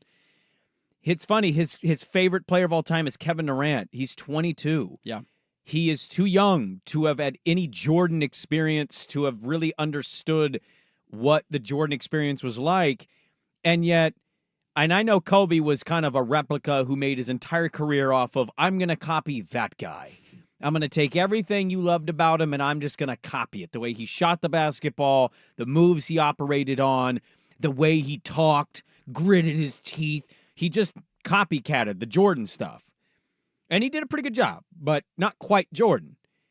Anthony Edwards, to me, does look like a young Michael Jordan. And it's insane. His favorite player, he just left sweeping out of the playoffs in Kevin Durant. Give him a big hug afterwards. And, man, I give you a lot of credit. I don't think they're going to beat Denver, but if any team in the West has a shot, it's them because of their length, their athleticism. We'll see what happens with his Murray injury. He's banged up right now in the Lakers series. Where are you at on that ticket? Because I'd have a little bit of hope. It moved yesterday if I'm gambling on Minnesota because, man, Anthony Edwards' ability to do that, who on Denver is stopping that? Yeah, I mean, and you can do the other way with Jokic, right? Like, they have size and length. It doesn't matter. You're not going to stop Jokic. You're not going to stop him, but at least Gobert helps defensively. He does. And crashes the hell out of the boards. And Cat should help out in that category as well. Him and Ann after the game in their post-game press conference were hilarious, talking about him staying out of foul trouble and the impact I got a that clip he I could was have. going to get to, yeah. So I'm a big believer in Anthony Edwards. I have been for really since he got into the NBA. I love his mentality. I love his attitude. He has the size, the athleticism. Like, if you're trying to design a modern figure for the NBA, outside of some of the slurs that he said on the floor, which got him into some hot water, but just in terms of the way that he plays, his attitude, his mentality, the style, all of that, Anthony Edwards is the carbon copy. He is a absolute killer in big situations. He is arguably one of the best in-game dunkers we have seen in the last 20 years. He had another one this week or yesterday, dunking on KD late in that game. I'll put him in the all-time. Like, all-time great. It's all-time stuff. One of the all-time great in-game dunkers. He has had unbelievable highlight after unbelievable highlight. He came out in this series, the first time there's big expectations on them. What can the Timberwolves do? You're taking on the Suns. Ooh, can't wait to see how this series goes. In 4 games, he averaged 31 points, 8 rebounds, 6.5 assists. He shot 51% from the floor, 44% from 3, and they swept Phoenix out of the playoffs. He had one down game in Game 2, but then picked it up kind of late with a couple of big shots to help him win Game 2, and then was dominant in the 3 other games, including the clincher yesterday. He is one of the new faces of the NBA, and I think a storyline for me this weekend and going into this week now about the league, there's only one game that's left that needs to happen for this stat to come true.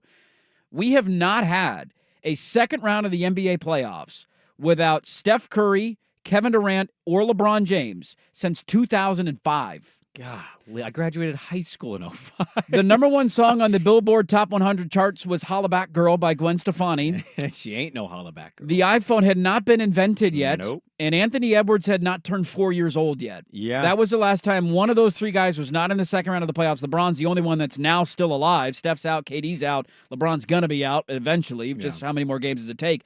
It's a changing of the guard in the NBA, and Anthony Edwards is at the forefront of it. I have a quick question. I don't mean I have a lot of a huge amount of respect for these people, but I'm seriously asking this, and I'll have to go through and listen to all their pods today. Zach Lowe, Tim McMahon, Bobby Marks, Dave McMiniman, Mark J. Spears. Suns and 6? What are we doing? I mean, no disrespect. These people cover this sport, and a lot of those names cover it, I think, the right way. Yeah. Did you watch the regular season? So because Phoenix won 3 times against this team, one of which I think was on a back-to-back. Yeah. In 6? Come on, man. Didn't even win a game. Minnesota was easily the pick in this series. They're longer. They're more athletic. They can switch. They got better depth. Phoenix has been a disaster almost the entire season. They had one little stretch at the end, which is what I think roped these people into picking them to win the series. But come on, you cannot be covering this league and thinking Phoenix is going to win that series. They got their asses swept. And here's the funny part about it. Brad Beal, 3 more years of at least $50 million a year. Kevin Durant, unless he demands a trade, which would shock nobody at this point. Oh, he's definitely going to demand a trade. God, that guy not going to Golden State makes it the funniest career to evaluate. And Devin Booker, that's about all they got. Yusuf Nurkic, nah, not on the floor. Nazir Little, they openly booed when they put him on the floor. Eric Gordon is a shell. Frank Vogel's already getting blamed. He's probably going to get canned. Bradley Beal didn't want to shake his hand after the game. And Ishbia, his company's going completely in the tank right now because, well, mortgages aren't just flying off the shelves everywhere. So they're poor. They're stuck. They're on a second apron. Good luck in Phoenix. I love to see it. And Edwards is exactly what the league needs. We talk about these young stars. Who's going to fill the void of some of these guys? Yep. He's got some problematic stuff, sure, but he's young. You hope he learns from it. What's amazing to me is this clip. I'm going to play this clip. He is 22, and I thought Barkley hit the nail on the head last night, something I've watched all year, one reason I think you've seen them be what they've been is he has ascended to the top spot on that team, while guys like Gobert and Towns have openly kind of accepted the roles. That's huge. Karl-Anthony Towns thinks he's a 1 up until this year. Not a 1. And says, this guy's it. And he got made fun of for saying, they got KD, we got Jaden McDaniels. McDaniels was awesome in the series. He was better than Kevin Durant. Yes, he was. And Anthony Edwards is 22. Karl-Anthony Towns is 28. So bear that in mind when you just listen to the way that they talked in the postgame about Cat's foul trouble. Listen to the way Anthony Edwards talks to Cat. Let me just say, tonight he wasn't in foul trouble. Like the first 3 games, the kept fouling. And tonight, I told him, what did I tell you last game? He said, "Yo, we can you find a way not to foul him?" I said, "I'm gonna try." Like if you watch the game, every time in the third quarter when we would grow a lead, it's because he's in the game, because they don't have a matchup for him. I'm like, Cat, we're not going to win game 4 if you foul. I told him yesterday, we're not going to win game 4 if you keep fouling. You keep fouling. And you see what he did in the third quarter? You see what he did in the fourth quarter? Like, he's like I always tell you, he's the best offensive player on the team. Like, if he's not in foul trouble, it's a problem for any team that got to guard us because he can stretch the floor, he can post, he can play off the catch, he can pass. I mean, he can do everything. So we just got to keep him from getting in foul trouble, and he's going to be great every night. Probably because I was trying to play more defense. I mean, just stop fouling. Yeah. The guy hey, stop. Stop fouling. 22. The other guy, 28. Been in the league a long time. And it's like, yeah, there's the leadership. Like, it's so cliche and corny sometimes in sports. But you watch them operate, and I don't know. That's a tough series to predict. It really is, because Jokic is Jokic. Mm-hmm. Their championship pedigree, and they've been tested. But, man, that Wolves team, they played very confidently for a group. They haven't won a series in 20 years as an organization. It's their first sweep in their organization's history. I mean, they are very similar on a shorter sample size. It's like seeing the Lions finally get to an NFC title. A little bit of that, yeah. The Timberwolves have been irrelevant my entire life. They had the 1 year with Kevin Garnett and Marbury, and they got to the conference finals. No, that was post-Marbury. It was post-Marbury. Yep. Okay, well, they had the 1 year they won in the playoffs. That was it. Kevin Garnett leaves, goes to Boston. They had Kevin Love for a bit, never did anything in the playoffs. They have been irrelevant my entire life. And now finally with Anthony Edwards, they're not going to be that. I think your point, though, about guys accepting their responsibilities and their roles, that's not an easy thing to do in the NBA. It's the most underrated part of team building is you need the alpha to be the alpha. Yes. And the others to realize they're not quite the alpha, but man, there's so much value in being what you are for your team. You buy into that role. And Gobert, to his credit, like he had a rough year last year, the way their season ended. And Cat, didn't react well initially to them bringing in another center. Like, what are we doing? Everybody made fun of that trade, myself included. And now you look at it, everybody's bought in, but it all starts with Anthony Edwards. He is the thing that makes everything go in Minnesota. Everything else falls into place. Even Blazer legend Alexander Walker had a really good series. So they got depth, they can play great defense, and they got a number 1 dude. I can't wait to see that next round. Yeah, I bet Karl-Anthony Towns was saying that's what a pro wants and what a pro needs. Whatever makes him happy and sets him free. What a pro wants, what a pro needs. No. I don't care that you can sing. No, stop. Chet Holmgren, baby. SGA is also in that commercial. Oh, I know. Unfortunately, yeah. Yeah. So the Timberwolves sweep the Suns right out of the playoffs, and all the big, pundits and people who report on the NBA said the Suns were going to win it. Good job, guys. You didn't watch the regular season. I feel like Becky in accounting with my Timberwolves take.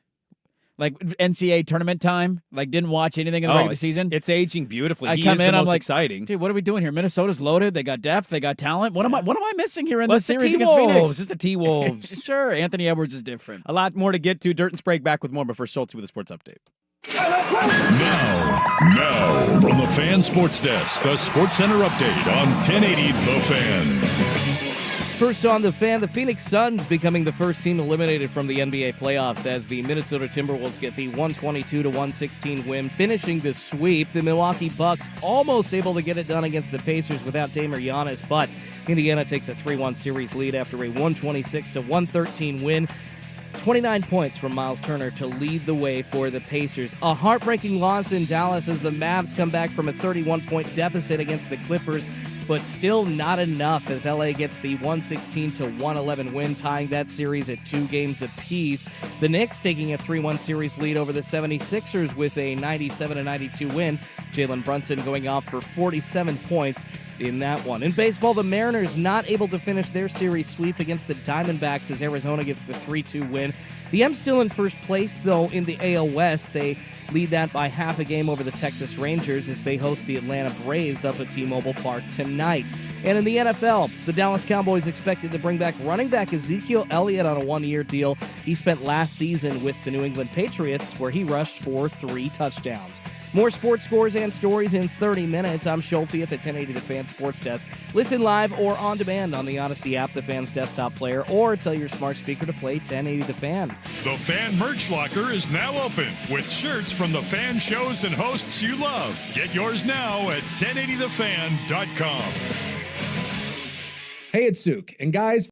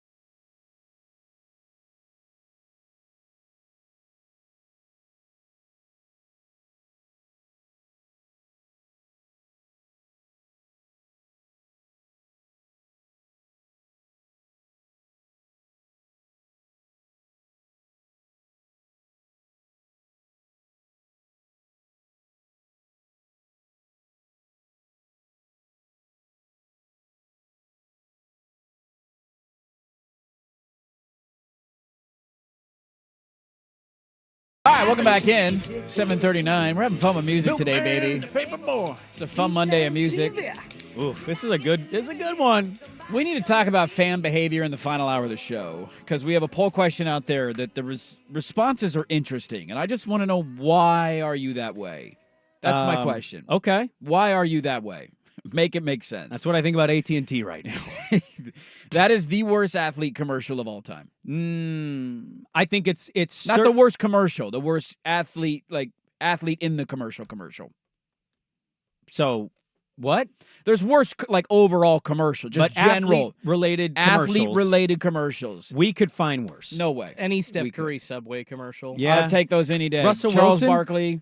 Russell Wilson? Russell Wilson's got a goofy nature to him that I would rather watch. Stop it. Him with the Mr. Unlimited sub. I would much rather watch that than Chet's weird handshake at the end. Oh, not bad, right? With his chain. What are we doing Chet's here, got real white what guy are we doing, trying dude? to look cool in front of his black friends. Energy in that commercial I can't. for sure. It makes me cringe every time I see it. So it's not a great commercial. I didn't mind it when I first saw it. I'm like, okay, at least they're being highlighted. Chet and SGA did a great year. Yeah. At least they're getting some shine. I was not aware that it was going to play every break. Every break. I was not aware of this, and now I've reached a breaking point, and we need to stop. And it's making me hate AT&T, actually, not wanting to go to AT&T. But it's not the most annoying commercial. It is annoying for sure, but I think there's a more annoying commercial. It's just not an athlete commercial. I mean, the one that got killed for me, and they're still playing it during the NCAA tournament, was the Apple iPhone. We've got all your pictures, with the amount of storage. Don't let me go.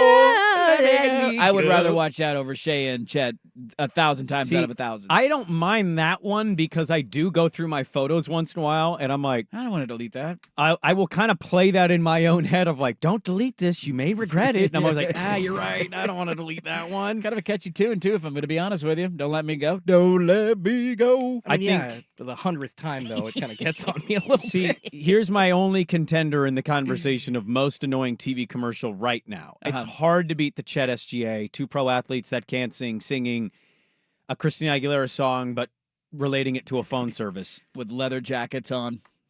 I think the Burger King Whopper commercial is actually the most annoying because I don't know about you, but I find myself and my children, Whopper, Whopper, Whopper, Whopper, Whopper, Whopper, Whopper, Whopper. Well, the dude, the song slaps, dude. Have it your way. The dude that voices you that rule. He sounds like he's got an IQ of 60. I'm kind of special singing BK. It's weird. It's what are you're of intelligence? No, did we get? Oh, I don't know. What are we doing here? The Whopper Whopper repeat over and over. I'd be honest, I haven't. It's not made me want to get a Whopper either. I'd say it, and I'm like, nah, I don't need. I can't remember last time I had a Whopper. It's been a long time. I randomly had one 7 months ago. Did you really? I had a moment of starvation, and I'm like, screw this, and I turned in. Getting a Whopper. Nobody was there, and I'm like, of course. And I go in, I get a Whopper. Sure.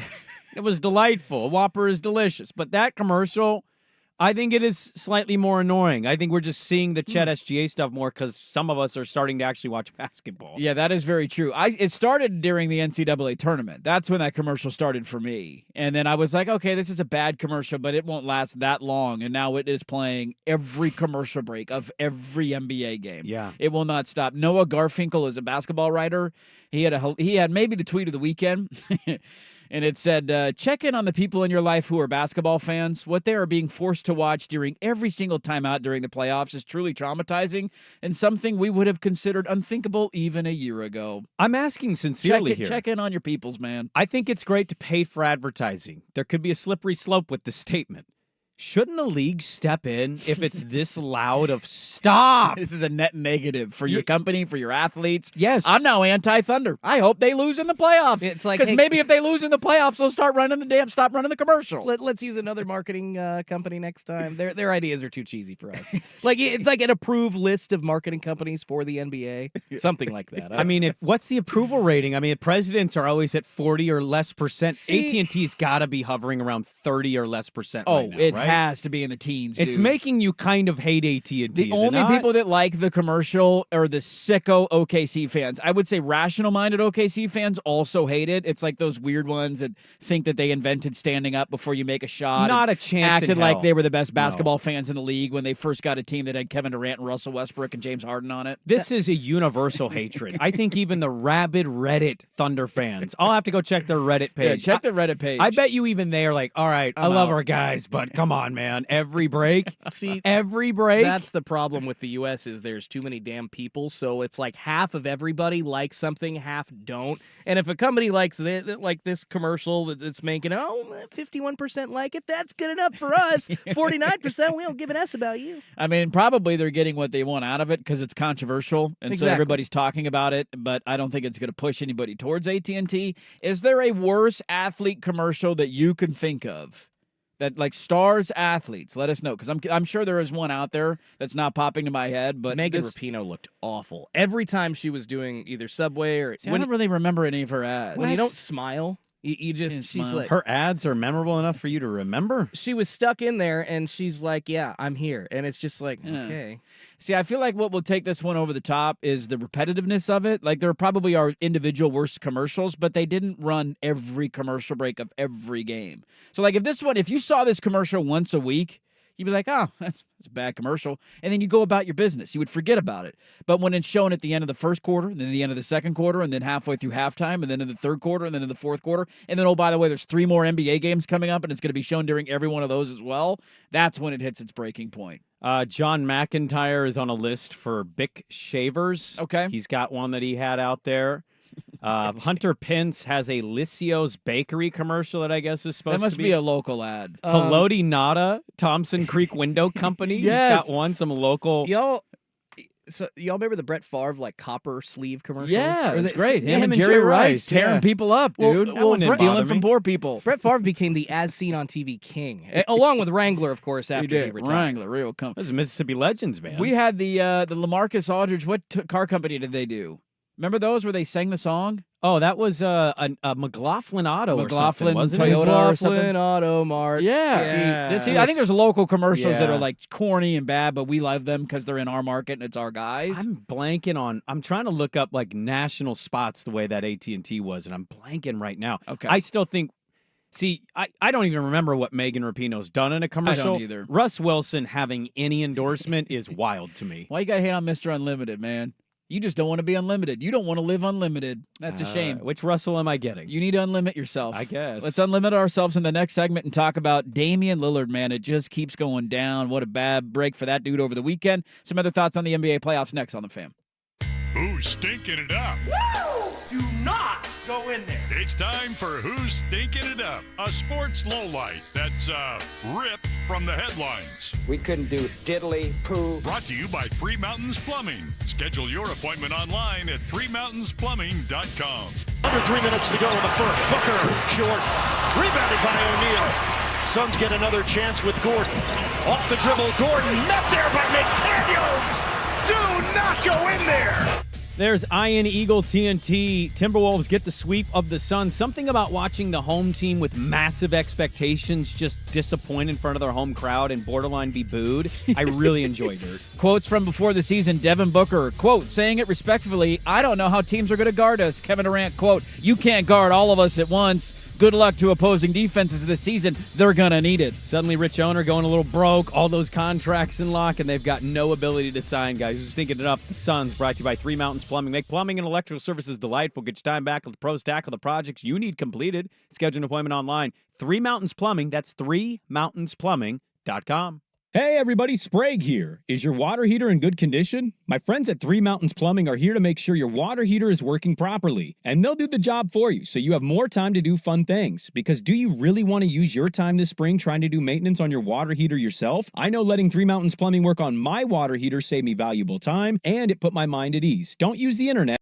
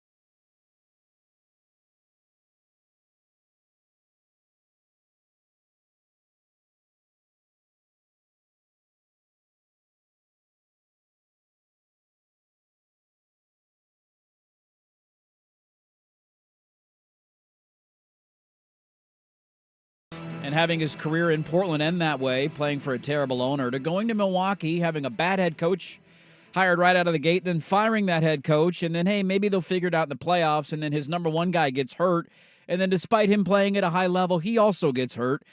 Damian Lillard is just a dude who can't catch a break right now, and that was tough to watch. That game on Friday, I turned it on. I was like, I'm curious to see how this game 3 goes. They were down by 20 early, and you thought, this is going to be ugly. He rolls his ankle, doesn't look good. Is he even going to return to the game? He got him going a little bit in the second half. Middleton had a massive game, hit those threes to tie it at the end of regulation, send it to overtime and all that stuff. They end up losing a close game, but in the process, Dame goes down and has to miss game 4. And while they made it, I mean, it was competitive, I guess, for a bit in the second half. Never really had a chance. They end up losing by 13. Overtime, he reportedly told the coach, I can't do anything. Use me as a decoy. And they did, because I was literally wondering watching that game, are you going to give him the ball? Because he didn't touch it for the first 3 minutes of OT, and then you see that afterwards, use me as a decoy. They're now down 3-1. I thought Shams just had a thing saying he's out of the boot. They're trying to get him ready for game 5. Giannis started running over the weekend. No. That's a really tough way for your season to come to an end. Pack it up, buddy. You're not winning the East. You're not beating Boston. I don't know if you're beating New York, and it's a disappointing kind of end of their year. We'll see if they play. If they play, then all right. Maybe they've got a shot to come back from 3-1. You exert all that energy and all physicality to win the first round. Are you going to win the second? Yeah. Are you going to stay healthy? Game 5 back in Milwaukee, right? We go to... It's 2-2, 1-1-1. 1-1-1. Okay. Yeah, 1-1-1. It's risky what they're doing if they're trying to ramp these guys up to win this series. Look, certainly high on them coming into the year. I bought a Bucks hat. They're our Eastern Conference team. I think a couple things can be true. I think Portland made the right decision, even though, they didn't trade him. He requested the trade, is what they want you to know. But they made the right decision. They just executed it too late. If they really were doing him a service, they would have done it 2 years ago instead of trying to make him think that they were going to win the last year and then making him sit again. The tough thing that I think we learned during this season is they're too old and they have no depth. It doesn't help that Bobby Portis is getting ejected, how many minutes into yesterday's game? 6. What are we doing, 6, dude? 7 minutes? I mean that's shorthanded already. You're pulling a Draymond Green? What are you doing? Middleton had a great game 3, but to your point, he has not been the same player this year. Well, here's the other part. Since they won the title, this is what happened. Middleton injury has played a huge part. Then last year, Giannis gets hurt in the middle of the first round, so misses a game. Miami seizes control. Jimmy goes nuclear. Goodbye. You trade for Dame after you hire a coach that Giannis wanted. You could have gotten Nick Nurse, or you could have gotten another coach. He wants Adrian Griffin. They get him. Then they trade and get Dame. And they do what? They fire Terry Stotts as the lead assistant, the guy who offensively was supposed to unlock this stuff. And then they fire Adrian Griffin for the guy that was consulting Adrian Griffin, Doc Rivers, who hasn't had a great track record in, a decade. He comes in. They're worse with Doc Rivers. Then Giannis gets hurt at the end of the year. They're too old. They have no depth and they're too old. I don't know what's going to happen in Milwaukee because having back-to-back one-and-dones, injury or no injury, it's a tough look, especially when you have a Giannis. And Giannis has already openly talked about liking Chicago and always being, fluid with where he's going to go. And they're trying their damnedest to make him happy. And this is all you can do, I think, from a Milwaukee standpoint. But, man, they need a complete overhaul. Middleton ain't it. Brook Lopez ain't it. Connaughton's cooked. Bobby Portis, he's been a fun story, but come on, man. Crucial game. You cannot get ejected that quickly in. Their defense sucked. You're relying on a podcaster to come off the bench and play defense. You look around Milwaukee and you go, what's that roster now? Certainly didn't say at the beginning of the year. You allow the sample size to show itself, and it did. I think kind of everything has to be on the table. I really do. If you're curious, if you want to keep Giannis, you could say it's too reactionary, but man, when you get bounced in the first round and it's because your guys are older, slower, and unhealthy, there's a real reflection point that needs to happen in Milwaukee. So I'll be curious to see where they go with this because Tough way to end their year with Dame being traded over there. It is, and the difficult part with it is I don't know what their playoff future would have been. I don't know how far they would have gone. If they were 100% healthy, though, I do think they would have beaten Indiana. I do too, yeah. Right, and then you get to the second round, maybe you make it to who the hell knows from that point on. I'm not too. I think you can beat the Knicks. If I think everybody's you can definitely healthy, beat you the can Knicks. beat the Knicks. It's a Brunson-only Right, production. and then you get to a conference finals and you're playing Boston, who we know Boston has the weird warts come postseason time. Let's not sit here and act like Jason Tatum is a lockdown dude in the playoffs. They just lost game 2 to Miami at home somehow, and he no-showed that game. So that's the hard part with the making a move this offseason. I think your overall assessment of where they're at and where they're going, it is alarming. Because a lot of your Middleton's not the same player he was a couple years ago. Lopez is too old. There's just not a lot of depth there, so you're really relying on 2 players. And if one of those guys goes down, let alone both of those guys go down, you have zero chance of competing against Indiana or anybody else in the postseason. We'll see what happens, man. Game 5, they got another day until tomorrow. And then we'll see if Dame tries to rush back. Yeah. Giannis started running this weekend. Yeah. Maybe they pull a surprise win in Game 5. Those guys return from Game 6. They find a way to survive. But right now, it's hard to not agree with what you're saying. It doesn't look good. I have been conflicted on the Dame stuff all year. Happy, I would be happy to see him win a championship. It's also an incredibly sad moment that we could never accomplish anything or never try to accomplish anything with him. But there's this watching it end this way. If this is the way that it ends, dude, that's his number one guy getting hurt in the final game of the regular season, I think, right? One of the final one of the games, last yeah. games in the regular season where they're playing for nothing, whether it's just 2 seed or 3 seed. There's nothing on the line.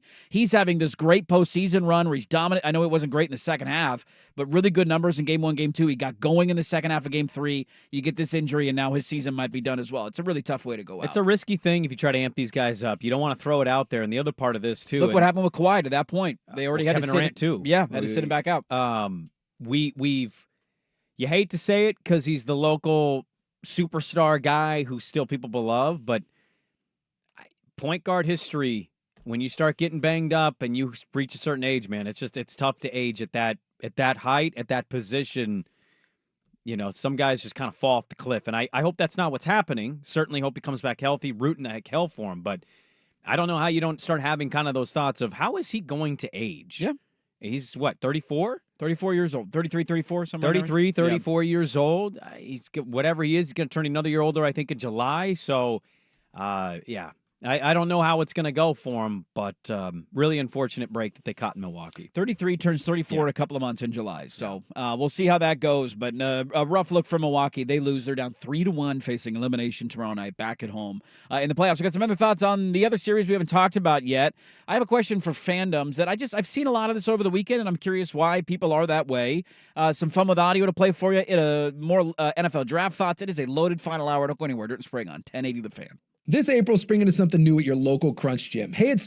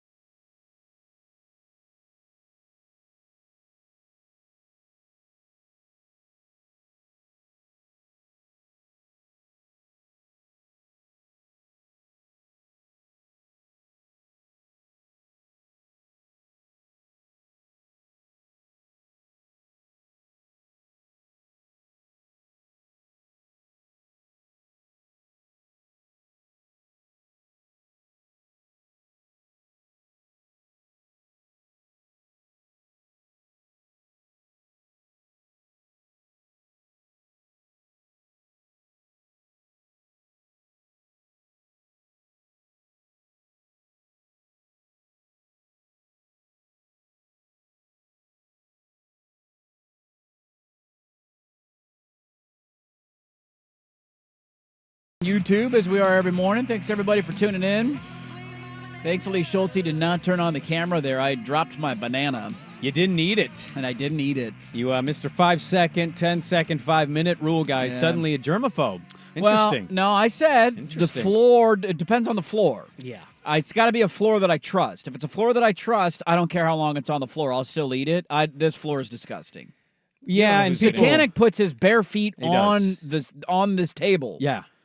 Like on the table. And you used to be able to see it during commercial breaks. And every day I turn on their show on YouTube when we still showed commercial breaks, I would think that's where I put my phone in my coffee. Yeah. So this is wonderful. Okay, we got Clorox wipes. Chloride, just wipe it down. I'm sure he's wiping it down when he's all done. So no, that banana goes on the floor in here. I also am barefoot quite often. My toesies are rubbing around down there. I'm not touching that banana. You guys go sandals?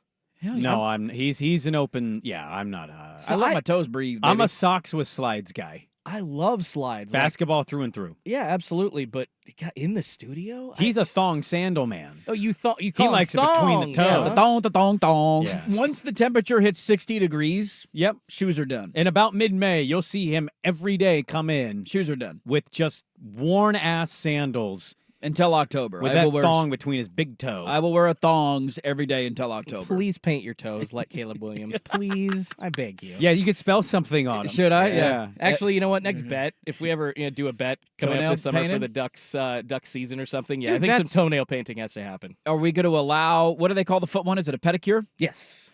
Are we going to allow a pedicure with that? Because if that's the case, then that's not punishment. No, I would don't. say That's like a foot massage. I don't really dude. think that's much of a punishment. Yeah, that's amazing. Yeah, I have daughters. It's Saturday. That's what we do on the weekends, right? All right, we got a lot to get to on the show. I'm sorry you missed me dropping my banana. It was good entertainment during the break.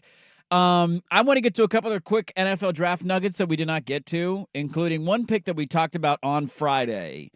And it was the drafting of the Giants by Malik Neighbors. They drafted Malik Neighbors. Got Tyreek Hill Jr. They did. They just don't have Patrick Mahomes.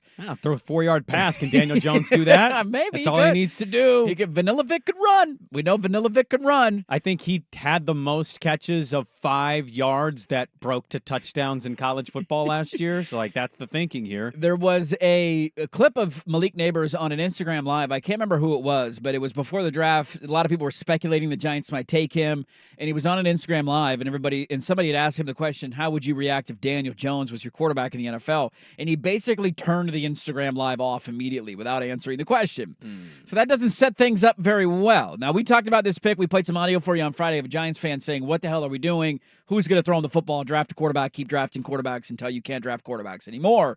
Malik Neighbors was introduced to the New York media, and he was asked about his opinion of Daniel Jones being his quarterback.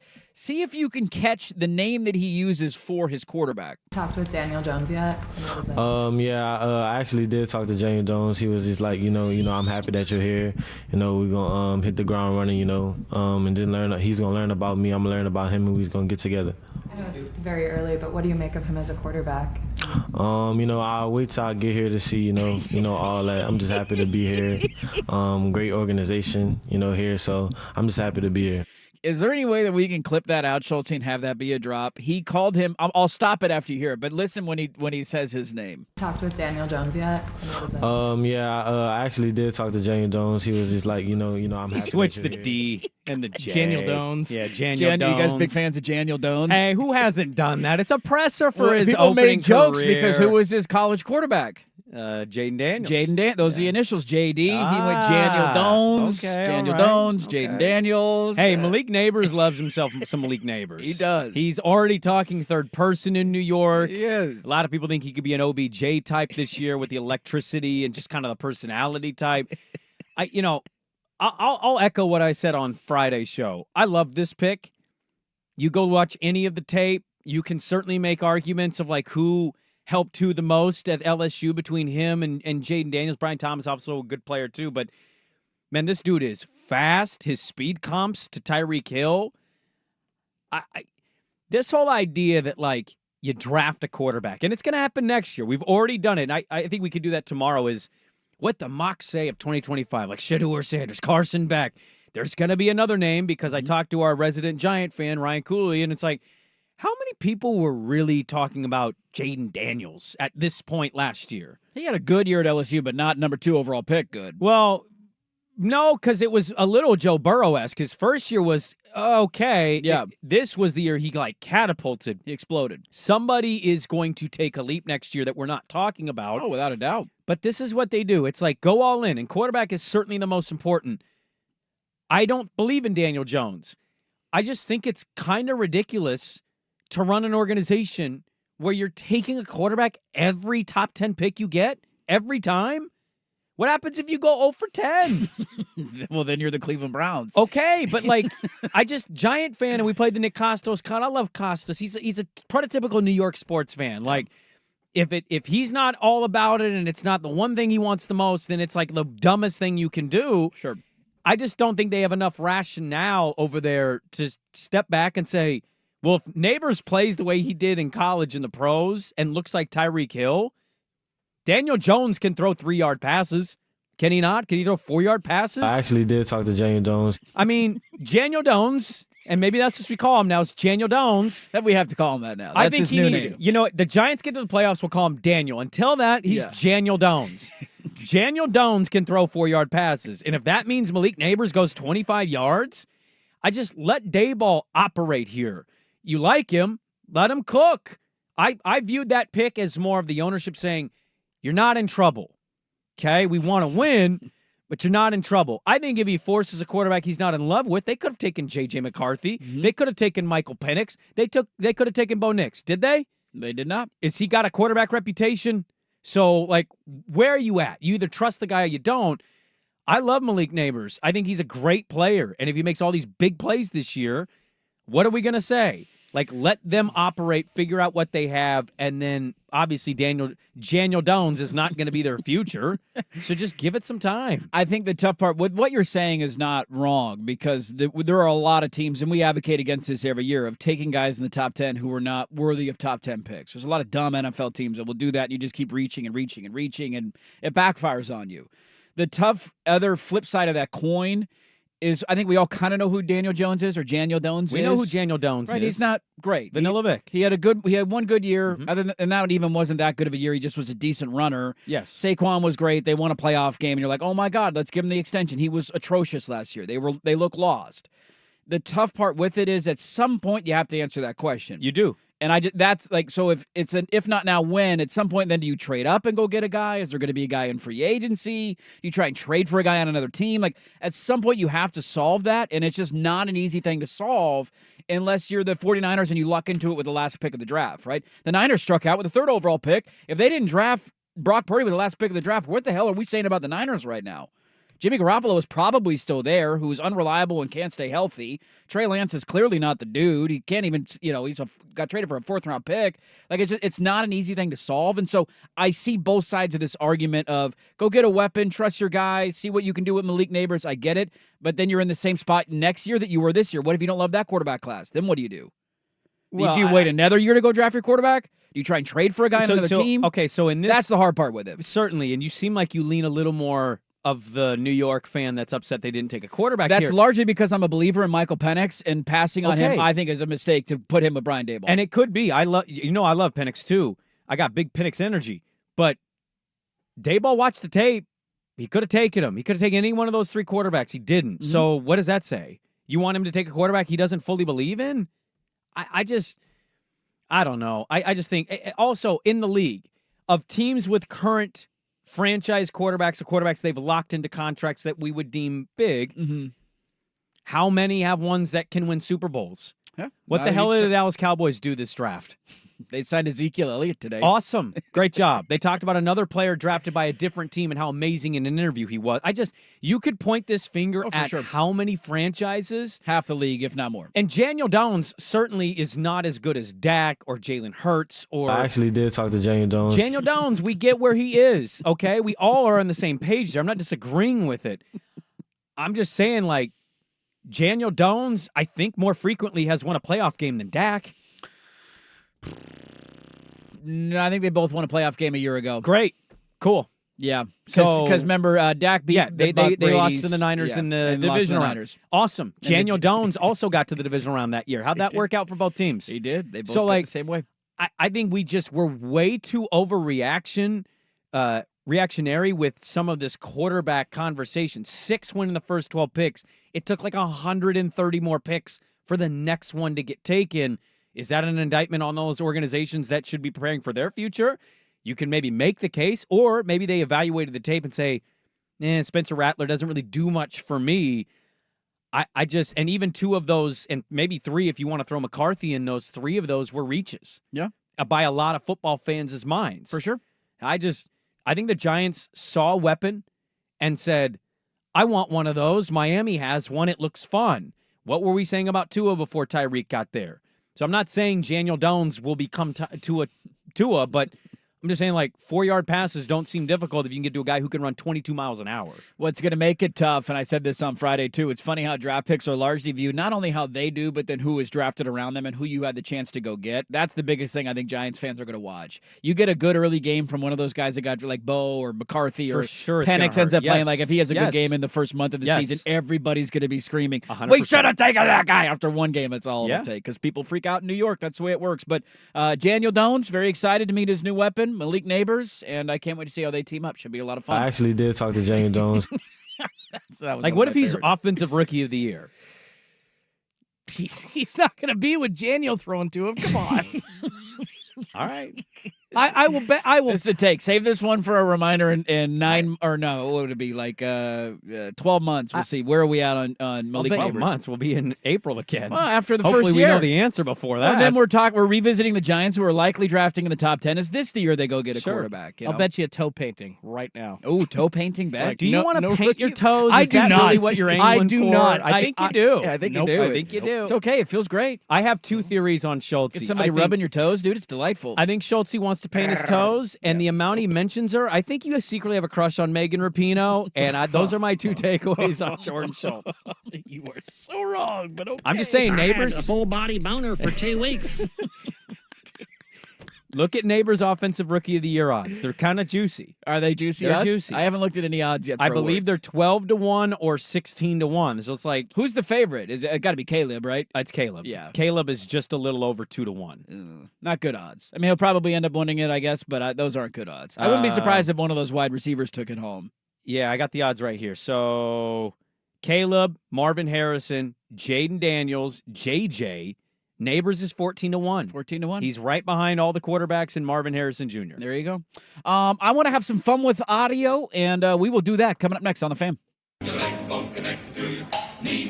It's time for a sports injury report. The injuries and rehab that impact the success of sports teams. Brought to you by Rock Orthopedic. 47 points for Devin Booker. And a foul called along the sideline. Oh, and Chris Finch got hit hard. And he is down. Mike Conley ran into him. Finch was in a bad spot. Oh, my goodness. Yeah, that does not look good at all. We got a head coach injury to talk about. What did he rupture his patellar tendon? Was that what the injury ended up being? Yeah, Devin Booker kind of shoving Mike Conley into Chris Finch here. Look, I feel awful for him. That was a terrible ending to the game, that happening. There's some still images when he's in Conley's hands where his face, it's kind of funny, but an awful injury. Just you don't want to see. You got a coach from a wheelchair? How's he going to move around on the sideline? He's going to have to surgery in between series. I don't know what's going to happen now. Sports Injury Report presented by Rock Orthopedic, board-certified specialists who diagnose and treat the widest range of orthopedic cases with care and expertise. To schedule an appointment with Dr. James Ballard, visit rocpdx.com. I actually did talk to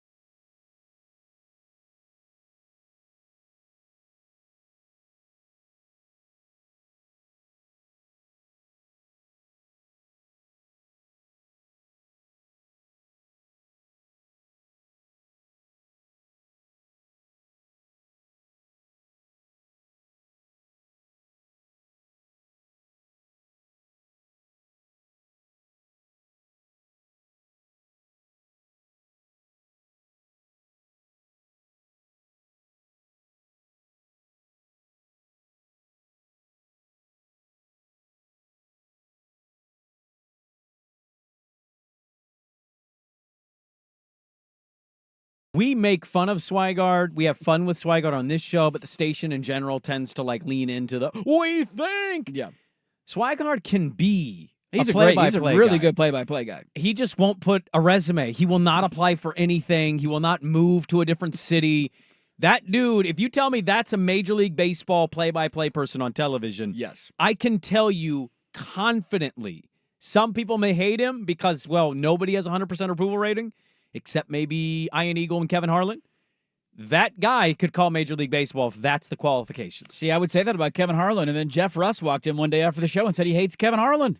Well, we established this with beach towns. We could apply this to 8 different things. He's got awful takes. It's just bad takes. He's just got truly awful takes to tell me Kevin Harlan's not good.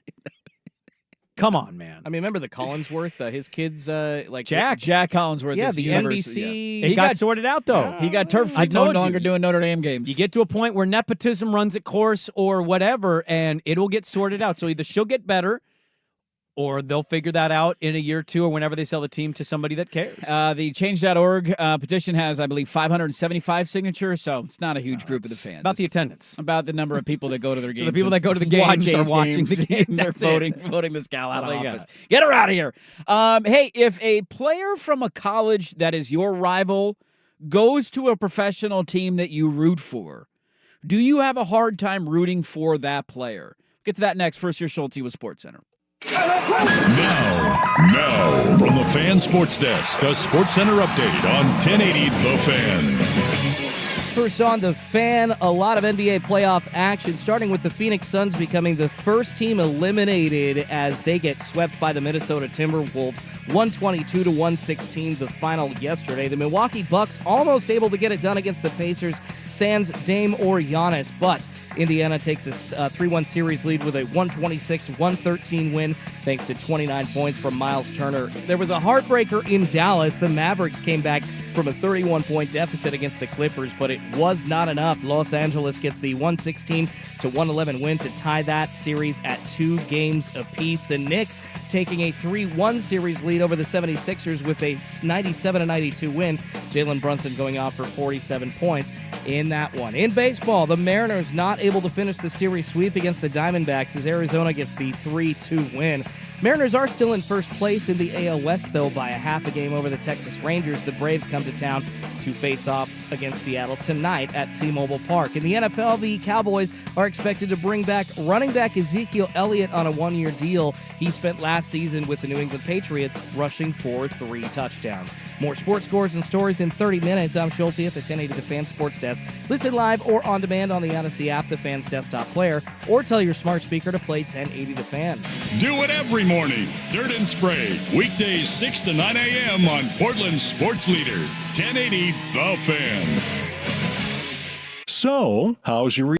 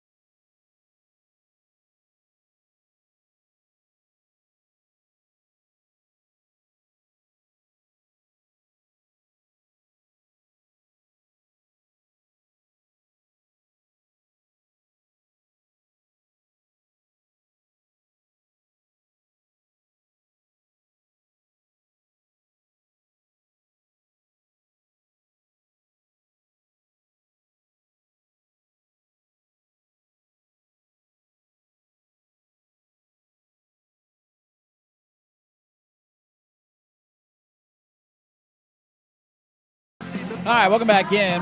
Harley is asking on the YouTube live chat if Sprague has to go to court after the show today. Yeah. Got a hearing. Public urination. Not a good thing to have on your record. Did you pay off a porn star, too? Is that what you did? You damn right I did. You bastard. No, I buy one nice shirt. This is what happens. It was $5 at Old Navy. I liked the color. I thought it could be kind with my eyes. It is. It brings out your features. It looks really good on you. This to sum up that listener's point, I walked in this morning and literally the first thing I said was, "Whoa, dress it up today, huh?" First thing out of my voice. Nobody's commented on my high and tight haircut. Did I not go high and tight enough? It looks like every other haircut you get. Okay, I went a You little say bit high shorter. and no, This is a little bit shorter than what I usually do. I'm not questioning that that's true. I'm just telling you from my perspective, it looks about the same. So I thought you were going to go even tighter than that. Yeah, well, I'm shaving my head pretty soon Are because you? it's summertime. I'm going to a lot of hood to coast stuff. I got runs coming up. Nobody wants hair in their face. No, it's annoying. But, when I shaved my head last year, I went with a half. I went pretty low. That's pretty low. It's pretty low. This is a 2. I went with a 2. Oh, that's not that low. That's as low as I usually am a 3. I'm usually a 3 So guy. you really want to flirt with this? Go half. Does it make me look more or less bald? It no difference. No For difference me, in the baldness? I Thank don't you. see any. Love you. I'm not trying to say good or I don't know if bad. that could have been a compliment. I don't know. Yeah, it could No have been a good difference. thing. Yeah, no difference. All right. Because I have a theory that when my hair is longer, it makes me look more bald. And then when it's shorter, it doesn't look as bald. So I was trying to go down that road, and then no. First world problems with middle-aged men here on Dirt and Sprague. I actually did talk to Jane Jones. Well, what I'd say is your head, you have a good head shape. So if you go a half to test to see kind of, hey, if I have to go bald, this Even is tighter, yeah. kind of what it's going to look like. I think you get a good idea. To his point, in the front, it doesn't really change much. No, we're still partying. It looks fine. All right, right. We're hanging You on. know what you're worried about too much? And I give Kevin Durant a lot of credit for this because he's going bald, but he finally doesn't care anymore. Yeah. Unlike LeBron.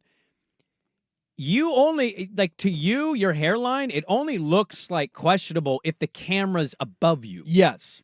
When I'm looking directly at you, I can see it's back a little bit, but it's not like, oh my God. Right. This is why it was alarming when we were put on YouTube because there's a camera up here and I'd never seen that angle of my head. Now I know how tall people see my hairline, but I'm not a tall person. So when I look in the mirror, it doesn't look that bad. And then there's the overhead shot, and it was alarming. By the way, I did catch a thing on Friday. It's between you two, who might be the shortest at the fan. Oh. Because Nemec says he's the smaller guy, the smallest guy on the fan, and then instantly you got thrown out. And it was like, no, it's Dirt. But then they started basically calling you fat. Oh, okay. Thank you. And That's then great. Schulte was always reminded, uplifting at the fan. Always uplifting. Schulte was reminded that he exists. So then it went to Schulte, and then I was like, are we omitting P. Harris here? He's pretty short. I'm definitely taller than P. Harris. Yeah, I'm you're definitely. I'm like 5'9", 5'10". I'm not that debatable. short. I'm stood next to you. What are you talking about? 5'8"? Hide off. Next commercial break. We'll do a hide off. Hide We'll give an honest take of where we're at inches wise, and we'll see who's taller. Showing or growing? Yeah. It's clearly showing. I'm a grower, not a shower. So. Well, now we're running out of time here. I have found the reaction. I've seen this a lot. A couple of Beaver fans texted in earlier today. I mentioned Meringue, who sent out a tweet over the weekend when his Raiders drafted Jackson Powers Johnson. I've seen this for a couple of years. I've seen fans dabble in this. This was topic. When the Broncos selected Bo Nix. There were a lot of social media buzz from Beaver fans who were also Bronco fans saying it's going to be really hard. It's going to be really hard to root for Bo Nix. And Meringue did it with Jackson Powers Johnson, who was a Duck, who I guess can't root for Ducks in the NFL. I don't quite understand that. Basically saying I got to do mental gymnastics. Well, it's probably because Oregon has overtaken USC dominantly in recruiting. I mean, there's no doubt about that. So in their mind, USC-Oregon's a rivalry now because USC can't get the nice things that Oregon can. They're our little brother. It's okay to acknowledge There's that. a little bit of that, Sometimes yes. you just have to accept your lot in life, and there's no shame in that. It's okay to be number 2 on the West Coast. Well, number 3, really, because Washington's ahead of you. They've gone to a playoff and done relevant things. So you're number 3 on the West Coast, which is fine. There's nothing wrong with that. I chuckle at the idea of not being able to root for guys who played for a rival of a school you rooted against. Like, it's all about rooting against them when they're in school. You can hate them when they're at that college, but the hatred is for largely the university, the colors, the logo. the logo. Like, Yeah. that's what you hate. There's been very few times in my life where I've actually truly hated a Beaver or a Husky. And for the most part, when those guys go on to the next level, I'm just rooting for them to succeed until GP2 stabs us in the back. Sure. I don't quite understand that level of fandom. We put a poll question out at Turton Sprague on Twitter. 78% of you are rational-minded, say, no, who the hell cares? We did get some funny responses of, it's harder when a favorite college player like Nick Herbert play for your NFL team's rival. And then they suck. Because, and then you get that of when you get to draft a rival guy and then they end up being a bust in the NFL, then you probably hate them even more. Well, yeah, I'm sorry, I forgot to read the rest of that. But yes, if they're on your team and they suck, it's devastating. If they go to your rival and they beat you, it crushes you. I've never personally, ever in my life, identified with the side that says, well, it's hard to root because they played for a college team. Right. Like they're done.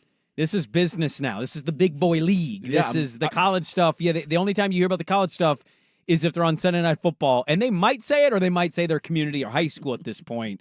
So I've never really identified or understood it's hard to root for a guy that was on a rival college team in the NFL. Those are two separate things for me. It's also one thing, like if the guy is an absolute douchebag and easily unlikable or proven a bad person, that's one thing. Yeah. But if it's a situation where the guy's a respected dude, there's no negative reports out there, like you just don't like him because of the school he plays for, and that's the only reason, that makes it even weirder for me. Like if the guy's a criminal or he's done bad things or he said bad things or whatever, got a rap sheet, then all right, then maybe I understand it a little bit more. But if you're a good dude in college, like I don't know. If anything that you can do to help my professional team wins, I used the analogy earlier, but two of my favorite all-time professional athletes who revived my fandoms in the NBA and Major League Baseball were Tim Lincecum and Brandon Roy.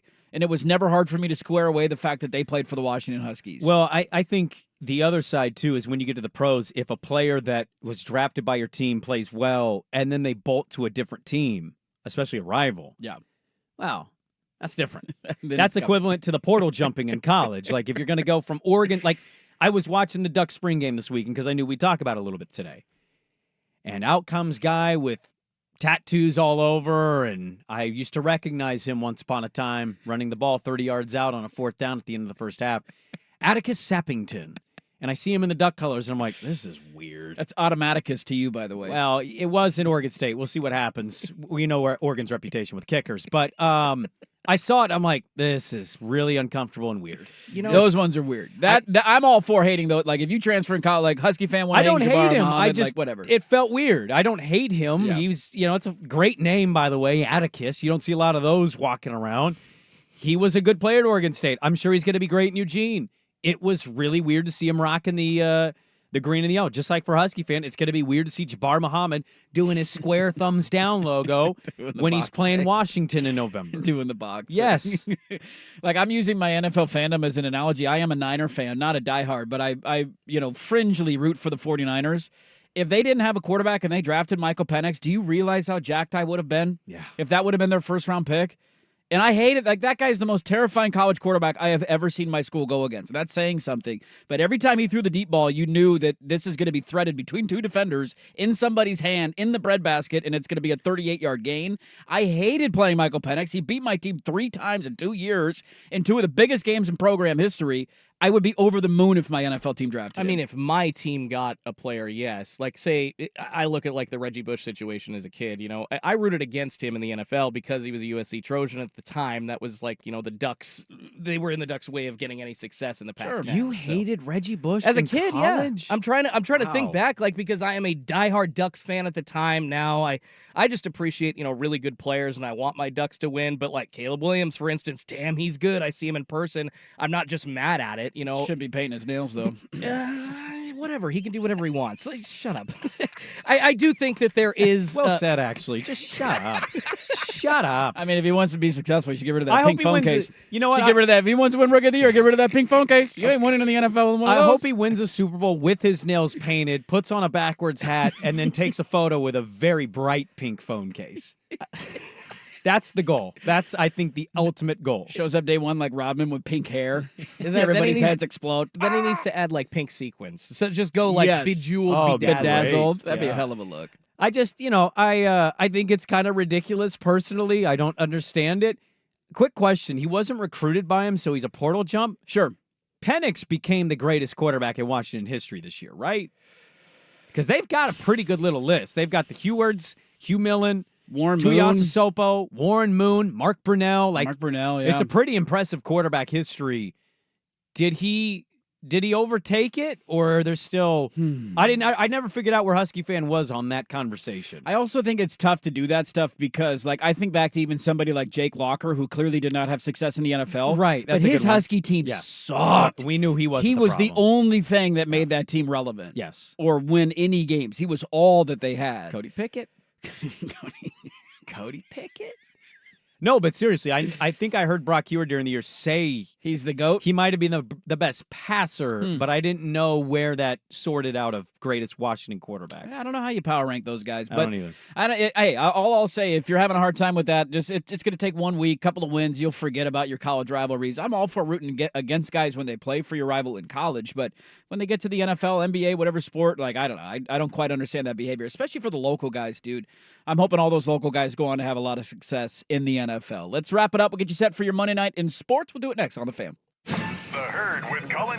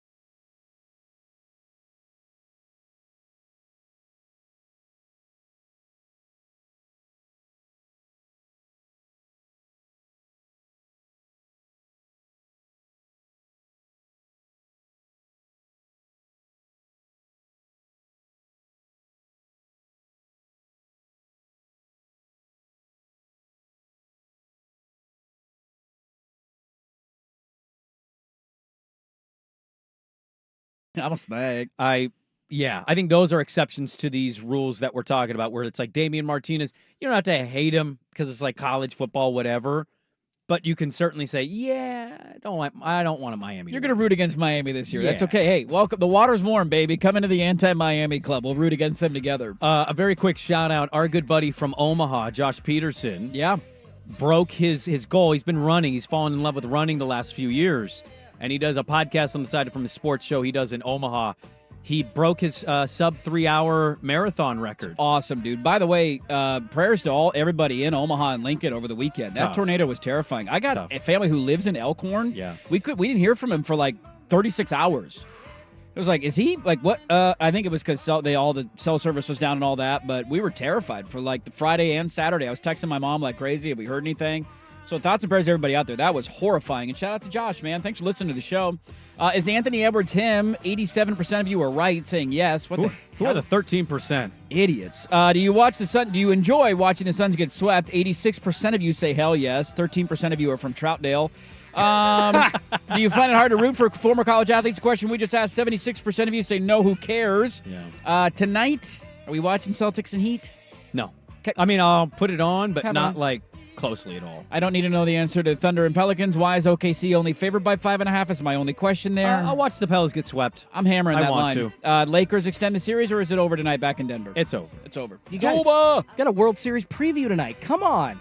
Mariners hosting the Braves. Must-watch TV, baby. Hey, by the way, go Winterhawks tonight. Game 3 of the Western Conference Finals over at the Coliseum. They're even the series up against Prince George. Should be a ton of fun over at the VMC tonight. That will do it for us, folks. If you missed any of the show, go check the podcast, 1080thefan.com. Thanks, everybody, for watching on YouTube. Make sure you subscribe to the channel and like the video while you are there. Thanks for being a part of our Monday. We will talk to you tomorrow at 6 a.m. Calling us next for listening to 1080 The Fan. I'm Trista Crick with BetQL. You want to beat the books? I like nothing more than a hidden trend, a betting trend that's easy to overlook, so here is one to consider.